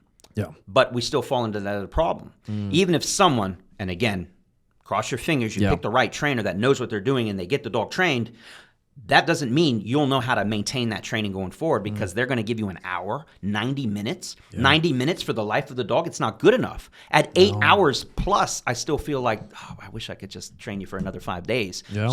Because we try to create what we call owner trainers, right? And so you're training the owner. To train the dog. Yeah, to maintain it. To maintain it. And in fact, it's on my phone, but we share this so much. This really clarifies it or puts like laser on it. And that is, we got a message on Instagram. It's like 2 years old at this point, but I still use it to this day. This lovely lady says, hey, I want to get your professional opinion on this. I paid $5,000 for a board and train program, which is on average, that's going to be more of a premium program, moderate to premium. And I sent my dog away to training. Dog came back. Dog was great. Just a few days later, a couple weeks later, the dog is no longer listening to me. I don't understand. I paid the money. They trained the dog. They expect it. Why did the dog revert? Because of you. Because the trainer did not train the owner how to maintain it. And so we go back to the Ferrari example. Mm-hmm. When you give me a dog, especially the younger it is, better, you are giving me brand new car parts. Yeah. And I'm your master mechanic. And this is what a board and train program is. This is how I like to explain it. I will build the car for you to your specs. Mm-hmm. Obviously, I can only go so far as the parts will allow me. Correct. If your dog comes, it's only got a 400 horsepower engine. I'll try to tune it to 500 horsepower, but it's never going to be a Malinois. It's just not. This is a Labrador. So, but I will build it to your specs. It's going to be perfect and flawless.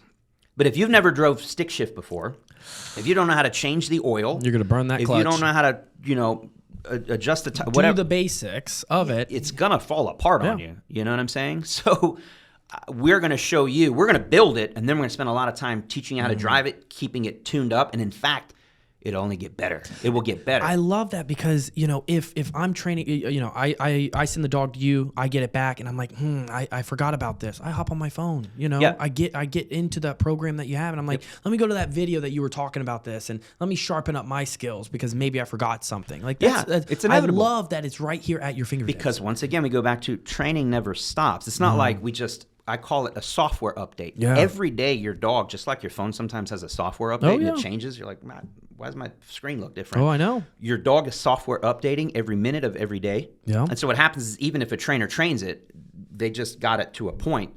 But if you go back to your old ways your dog will very quickly revert. Oh, I saw that. My brother-in-law, who actually told me about you, word of mouth. You know, I knew of you. I've been following you, but told me that you came up here. They have a German Shepherd, and they paid like $4,000 or $5,000 to get it trained. And I went over to their house, and I'm like, your dog's not trained. Like, well, this dog's wild. What are you talking about? Yeah, we just, got lazy. And I'm like, you can't do that. No. Like, you got to keep up with it, especially a German Shepherd. They're high energy type of dogs, not like a Belgian, but they're high energy. You got to keep up with it. Imagine being a parent and your kid's maybe a little out of control. So you send it away to some kind of boot camp. Military school or something. Okay, great. Yeah. Goes there for like 3 months, not even 4 or 6, 3 months, whatever it is. Kid comes back. Your kid's not fully trained. Yeah. It's still a child. It's still a whatever, and you still need to coach it along the way, and mistakes are going to happen. And my God, yeah. And so it's like, I want to be there as the trainer to help you understand how to, because it's inevitable. I don't care how much I fully train a dog, you're going to run into an issue. Oh my God. And when you run into an issue, no problem, but now you have the trainer's mindset. You can literally fix the issue right then and there. Yeah. And your dog will be better for it. So I love that. Anyways, that's where our online courses come about, is we show you exactly step by step how we're training these $20,000 to $40,000 board and trains, and you're seeing them succeed. You're seeing us how we do it, multiple different ways to do it, because not everything's going to work for every dog. And then we have the best customer support anywhere when it comes to our online programs, because it's about getting everyone across the finish line. Correct. And you're going to have questions and things like that. Yeah. And it's super important to have that community that you've built where I can say, hey, I'm doing this, but it doesn't seem to be working. What advice do you have with my technique? And that's what when I'm doing bite work, I'm like, hey, what can I do better? This is my first, second, third time doing it. I need to understand it. So I think it's super important to have that community that you've built, and it's all from your cell phone. You have no excuse to do it. Yep, exactly. And it's 24/7 support, and then we have weekly lives just like this. Yeah. I answer every single question, and I don't give a 30-second response. I'm like 15 minutes usually. Because it's a learning experience for all of us. Most definitely. I really do care. Yeah. And we have just the best customers. I have the best team around me. We have the best moderators. And we literally now, and this is just wild, I don't even know how we got to this point.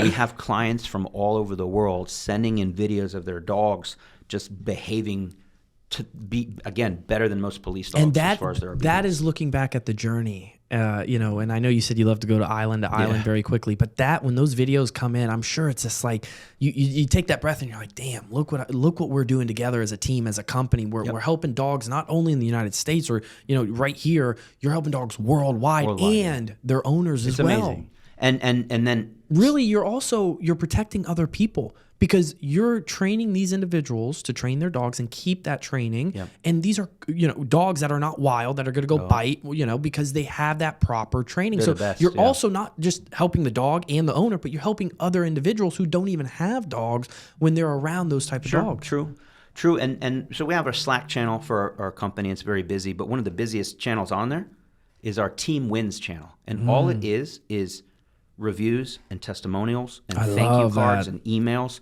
and we get about 5 a day on there, and it's just it's my favorite thing to look at. When I see a Team Wins notification, I'm like, I don't know, it's like opening a present. I open it and it's like, oh, Sarah from Australia just wanted to tell you, like, you've been instrumental in helping her train her dog to be blah blah blah. I'm like, yes, there you go. And see the videos and the thank yous, and it just warms my heart, and it never gets old. It's just incredible. So I love it. The next iteration now is helping trainers. We're now launching our American Standard Academy for professional dog trainers. Oh, yeah. Man, they've been wanting it for I was going to say that at the very beginning of, what are you guys doing to help dog trainers also help their clients? We're doing that now. So that's launching right now, and we're going to do a beta program. Only 10 to come through at first, because it's not about the numbers. It's quality over quantity with everything we do. And we just want to make sure that these 10 trainers succeed beyond their wildest imagination and carry our brand, potentially, with them. Only the best of the best. Even if you're selected, you can only carry our brand if you are the best. Really. 100%. And then that's super important, because people know when that brand comes across, it's the quality. Yeah, it's not about the numbers. It's about how well you're doing it and the technique, which I love. I want a couple more questions. Yes, I don't want to take up too much of your time, but I want to dive deep into Garrett himself. So before I do, one of the big questions is big dogs most people shouldn't own. And I definitely know a Belgian. It's not a huge dog, but you got to be careful with that breed as well. But what are some big dogs that you just think people should, stay away from. Yeah, and it's funny because we own a Cane Corso, and it's just like that. They see mine. They see Mr. Thanos. Thanos is a stud, but he's a rarity. But they don't see the hours you put into it. And that's the same thing with success. They don't see the 18 years you spent at the police department, or even beyond that with your father to get to where you are at today with the online course, with the social media. They don't realize that. And that's the issue about this generation and social media as well, is because you see these people all over social media and even in life, and you're like, wow, they're successful. You don't realize that it's taken them 20 years to get there. It's taken you hours upon hours to make sure that dog listens to you. Yep. People don't realize that. They look at your videos, they're like, that's a pretty dog. Yeah, I want it. Yeah, I want one. And mine will do just like that. No, it's like, no, not at all. No. So here it comes. So it's hard because I own one. I showcase it. We've built a lot of my channel off of this breed in particular, not on purpose. It just happened that way. Yeah. And I'm the first one to tell you the Cane Corso is not for 99% of folks. It's just not. It's just too much damn dog. I call it a battle tank. And then I've said it before and people get all butthurt about it. And I'm super Second Amendment. I'm super, gun rights and all of that. More than probably most folks. I love that. So I always say this too. Well, I'm gonna say it all. Yes. The Cane Corso is not for 99% of folks because it's a freaking battle tank in your suburban neighborhood. These are war dogs or descendants of war dogs. They are very powerful animals. Most people cannot control their 30 or 40 pound multi-poo. Yeah. How are you going to control a 130, 140 pound monster of an animal? You probably won't. And now, having said that, here's the other. It's a free country. Go get whatever you want. Correct. But I would just say, caution you, just do your research and get the freaking thing trained. Get yourself trained. And go, like you said, with that research, go to a Facebook group who have those type of dogs. Now, make sure they're trained and say, hey, can we be friends? Befriend someone and go and be around that dog to make sure, because that's your test drive of the car. Yeah. That's you test driving it to make sure, do I really want to take on this commitment? Because, those dogs are very, very large. Yep. And then let's keep going because I don't even think they're the worst. And they're just, everyone and their mom's getting one, by the way, now. That's why I bring it up. Everybody and their mom either has a Corso. It's because of social media. They don't realize how many hours you put into it. They look at it, say it's beautiful, let's get one. Yeah. And hey, but more power to you, man. I call it job security. No problem. We love training. Because they're going to be one of my favorite dogs to train. Yep. Yeah. And so now let's move on. What about the Boerboel, the South African Mastiff? I'm going to have to Google that one. And now everybody and their mom wants one of those because it's bigger and badder than the Corso. Because Corsos are becoming so commonplace. Let's get the Boerboel. Yeah. So moving on, the Kangal. What on God's green earth do you need a Kangal for? What the hell's a Kangal? It is a monster of a dog, right? Really? Extremely powerful. That is used to fight wolves. To get wolves to not attack. It's a how do you call it?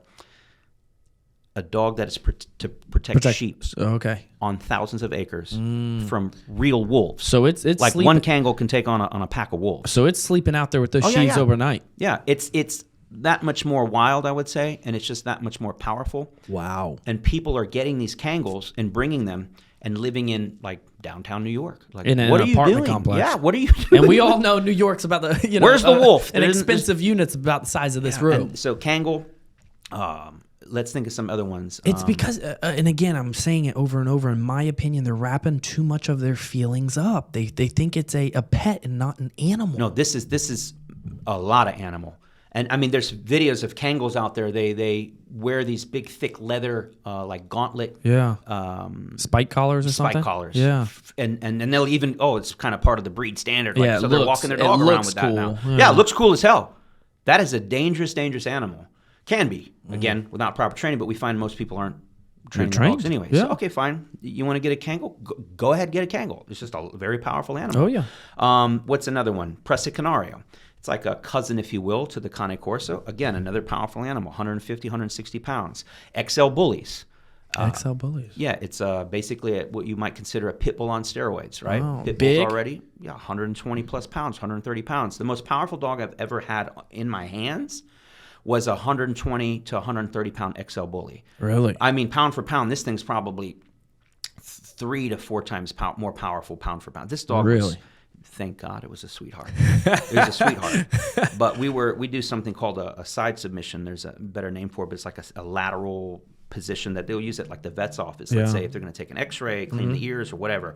And so we like to add that in our board and train. We want a dog that if we ask you to, can you lay on your side so I can check your paws, check your belly, look for fleas and ticks, do whatever we have to do, wash you, groom you, check your ears, whatever. Well, this dog didn't want nothing to do with it, as do most dogs aren't comfortable with that unless you teach them on at an early age. Well, I didn't get this dog till it was about 2 years plus. So we're now trying to teach this 130-pound dog, if you can lay on your side for me when I ask you. He's like, make me. So I'm like, okay, well, I'd like to do it the easy way, but he wasn't going to do it the easy way. Now, again, he wasn't mean. Yeah. So at some point, it took three full-grown men. No way. To get him. Now, how do you get him comfortable with it? You just kind of have to make him do it and let him know no harm will become of you. Yeah. And if you do that, I'll pay you. But we got to get him there first. Correct. Well, he's like, you ain't getting me here. So we kind of half got him there. And then the trick is, and it's just you got to kind of win that battle, because if they push through and get out of it, they know they won. They know they can get out of it, and then they'll fight that much harder to get out of it. So I'm like, all right, look, I got to win this one. I just got to let them know, like, you can't fight through this. Yeah. The sooner you submit to it, the better we are. You're the leader in this situation. Homeboy rolled over and did a push-up and just walked off with me on its back. Are you serious? What am I going to do here? We still figured it out. He and I figured it out. Again, now, if he was a mean dog, that'd have been my ass. He'd have killed me. And there's a video. It's one of the most horrific videos anywhere. I don't recommend anyone go look for it. It's actually very hard to find. I've seen, I don't know how many dog bites, real-life dog bites in person, plus thousands of other photos and videos of dog bites. It's just part of my career as a police canine handler. Definitely. We have to document the injuries. Yeah. And anyhow, I've seen them. I've seen a police dog bite a human in just about every part of the body. You become, I would say, a little immune to it. It doesn't after a while shock you anymore. This video is shocking. Wow. It's 2 XL bullies over in the UK. This is recent. This is like October roughly of 2023. Bullshit. Wow. These 2 XL bullies get a hold of, I guess they started attacking this guy's mother. So she's 70-ish years old, let's say. Oh, wow. He intervenes. They turn on him. They're not his dogs. They're loose from the neighborhood or something. This is now all captured on cell phone video. It's very disturbing. They are not just attacking him, they are mauling him. If you want to picture it, just picture 2 lions taking down a gazelle. Oh, my goodness. Okay? And he cannot fight them off, and the whole neighborhood has come out. And they're trying to get these dogs off of him. Oh, my goodness. And they can't, because remember I told you how powerful that 130-pound dog now was? You got 2. 2 of them working together to take down this prey item. I hate to say this, but the only way is a 9mm. Yeah, and the UK doesn't have guns. So there's no gun laws, so they're hitting these dogs in the head with 2x4s. They're using garbage cans, that's shovels. Not stopping them. It's probably making it worse. It's pissing them off. They end up killing the guy. The guy literally gets mauled to death. Oh, my goodness. On camera. And you might say, well, why was the person filming? Well, there's like 8 other people. What are you going to do? But now, again, I've seen some pretty horrific dog bites. This was very hard to watch.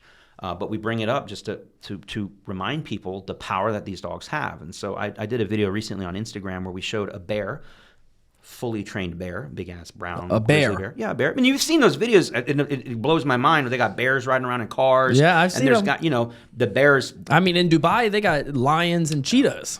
So anyways, this bear is fully trained, and there's someone hanging out with the bear. I think it was the trainer's assistant, and they're doing something. Yeah. And the bear was just having a bad day. I don't know. Yeah. What in the mind of the bear. And what did the bear do? Go back into his mindset. It basically, attacked the guy in the neck.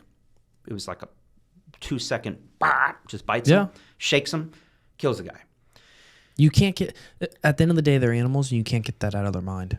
And so I put a post saying, no matter how much training they put into that bear, it's still a bear. Correct. And we have to respect it. We have to respect the power. 100%. And then I got a little bit of backlash on it. I mean, of course, some people understood what I was trying to say, because all I was saying was, to your point, most people aren't going out there getting bears for obvious reasons. There are some crazy people who get them and train them or whatever. They do. And then look what happened. Okay. Well, then you have people, and then I said, just remember the power the bear has. Now we go out, we get a 160, 180, 200-pound South African Mastiff, 220 pounds sometimes, crazy. The raw power that's in there, just be careful, be cognizant of what you get, because you could get a scenario where these 230-pound XL bullies just literally tear this guy apart. God. Or the case in Canada from earlier this year, 2 Cane Corsos tore apart a 10-year-old kid. And it was anyways, it happens. It's happening. And so, but then they say, yeah, but dogs are domesticated. I said, yeah. No. What does that even mean? Because were those XL bullies domesticated? I don't know. Were the kind of courses that killed the child domesticated? Yeah, they're domesticated. And by the way, who domesticated these animals? Humans. Us. Take a look at us. Yeah. What are we doing to each other all day, every day? Do you trust us? No. Most, you know what I mean? We have killers, we have murderers, we have psychopaths, we have all kinds of bad-natured humans. 100%. So, and you're locking a killing machine up in 1,000, 2,000, sometimes 4,000, 5,000, 6,000 square foot home. They need to get out. They need to breathe. They need training. Yes. They need socialization. And so that's all I was getting at is just be careful what you're bringing into your home. Make sure you're able to handle it. And then there's going to be people out there saying, well, I have a conning course and it wouldn't hurt a fly. I'm like, well, good. I'm very happy for you. Yeah. And it may never switch, whatever, but it's always a gamble. Each dog's different. Just like each person has a different personality. Each dog's different. How about that poodle I told you about, the golden doodle or whatever it is? On paper, that should be the sweetest dog on the planet. Yeah. That dog is a dangerous dog. It's a dangerous dog. I wouldn't let that it's around 40 pounds, near my kids. It's going to bite them. Yeah. Now, would it kill them? No. It just doesn't have it's just not big enough. But these other breeds, it would still do damage. Yeah. So, but anyways, that's all I'm getting at. So just be careful. Belgian Malinois too. They're not quite as big, but what they lack for in size, it's the tenacity. Their power. They are just. It's too much dog. I mean, I'll tell you when it locks onto my bicep and I'm looking at dead in its eyes.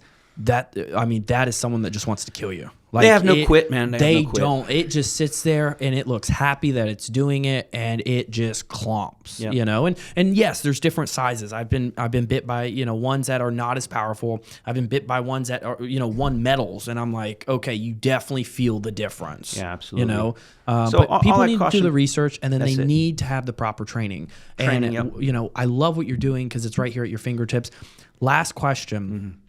How do you stay? You're very busy. You're training. You're not what you're doing is physical work. You're out training these dogs. How do you stay on top of your health?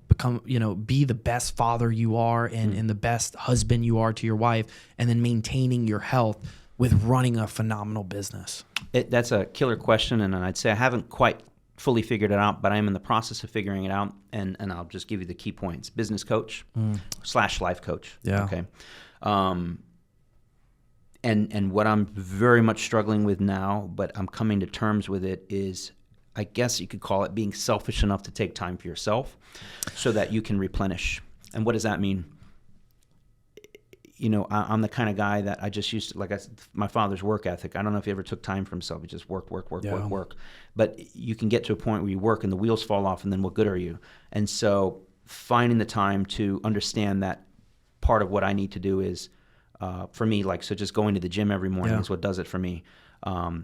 Maybe instead of taking that extra meeting, which I usually do anyways, but that's what I said, I'm struggling with it, but maybe take half the day off to go do what you need to do to replenish yourself. And self-care is the word. Most self-care. And it's hard because... Come to Lifetime with me. We'll go to a meditation class. I think you'll love it. Man, it's hard for me. I'll do it. But it's hard for me because... at least try it. I think you'd really like it because the way it is more thinking. And so when you're there, I'm thinking about business, work, family. I'm thinking deep into it, the surroundings. Last time I fell asleep and snored. So I'm glad that it... But it's good to help you relax, I'm sure. Because my mind doesn't turn off. Yeah. I say this, I'm like a Belgian. My mind doesn't turn off. I can't sleep. But when I go in there, it's like, boom, I can fall asleep in 5 minutes because the sound and it puts my mind at ease. Yeah. I'd love you got to come to Lifetime, check it out. Yeah, I will absolutely give it a try. One thing, I'm going to find a different word, but the word selfish. I think people need to be more selfish, to themselves, because you have to have that self-care. At the end of the day, if you're operating at a high level, the best father you are, the best husband, running a phenomenal company, a great leader with your employees, you still have to find time to make sure you're good. Health-wise, with food and working out. Yeah. So you're spot on when it comes to that. Yeah. If you're not showing up as your best, how can you expect anybody else to No, look because up to you? Your employees are looking at you as the leader, and if you're not showing up 100%, just like what you talked about when you were sitting at that desk and you were in the position of your businesses, you have clients, and then you got your team saying, "Hey, we're about to do this raid," and you're like, "Oh shit." tell me about it again. Yeah. You know, that's what your team is looking at. They need you 100%. So you have to make sure you're 100% too. Yeah, and I found that out, absolutely. you know, definitely the hard way, where I've taken step backs and I'm like, okay, in the evening time, I'm going to work out. When I go to meditate, my phone turns off. You have to do it. And it's like, boom, my phone's not there. I'm not being buzzed. I'm good. Yeah. That burnout's a real thing. And, It is. And yeah, you just got to show up the best you can. And that's what I'm finding out. It's what I'm learning. Yeah. You have to find a way to create a little windows to refuel yourself just a little 100%. No, spot on. Garrett, thanks so much for joining us on this. I'm excited to have you on in the near future as well, because I want to hear the growth of the training side to training the trainers out there across the world. We're just skimming the surface. I know. I love it. I love it. And the impact you're doing not only for dogs, but for dog owners and people who don't even have dogs but are around dogs. You know, I love what you're doing. Thanks so much for joining us. Thank you so much. Appreciate it. Thank you for tuning in to the Chris Salerno Show. We hope you enjoyed today's episode and gained valuable insight to help you along your journey. Don't forget to subscribe and leave us a review on your favorite podcast platform. If you have any questions or topics that you would like to cover, feel free to reach out directly to me. Shoot me a message on Instagram at Chris_Salerno_. Until next time, keep pushing forward and stay inspired.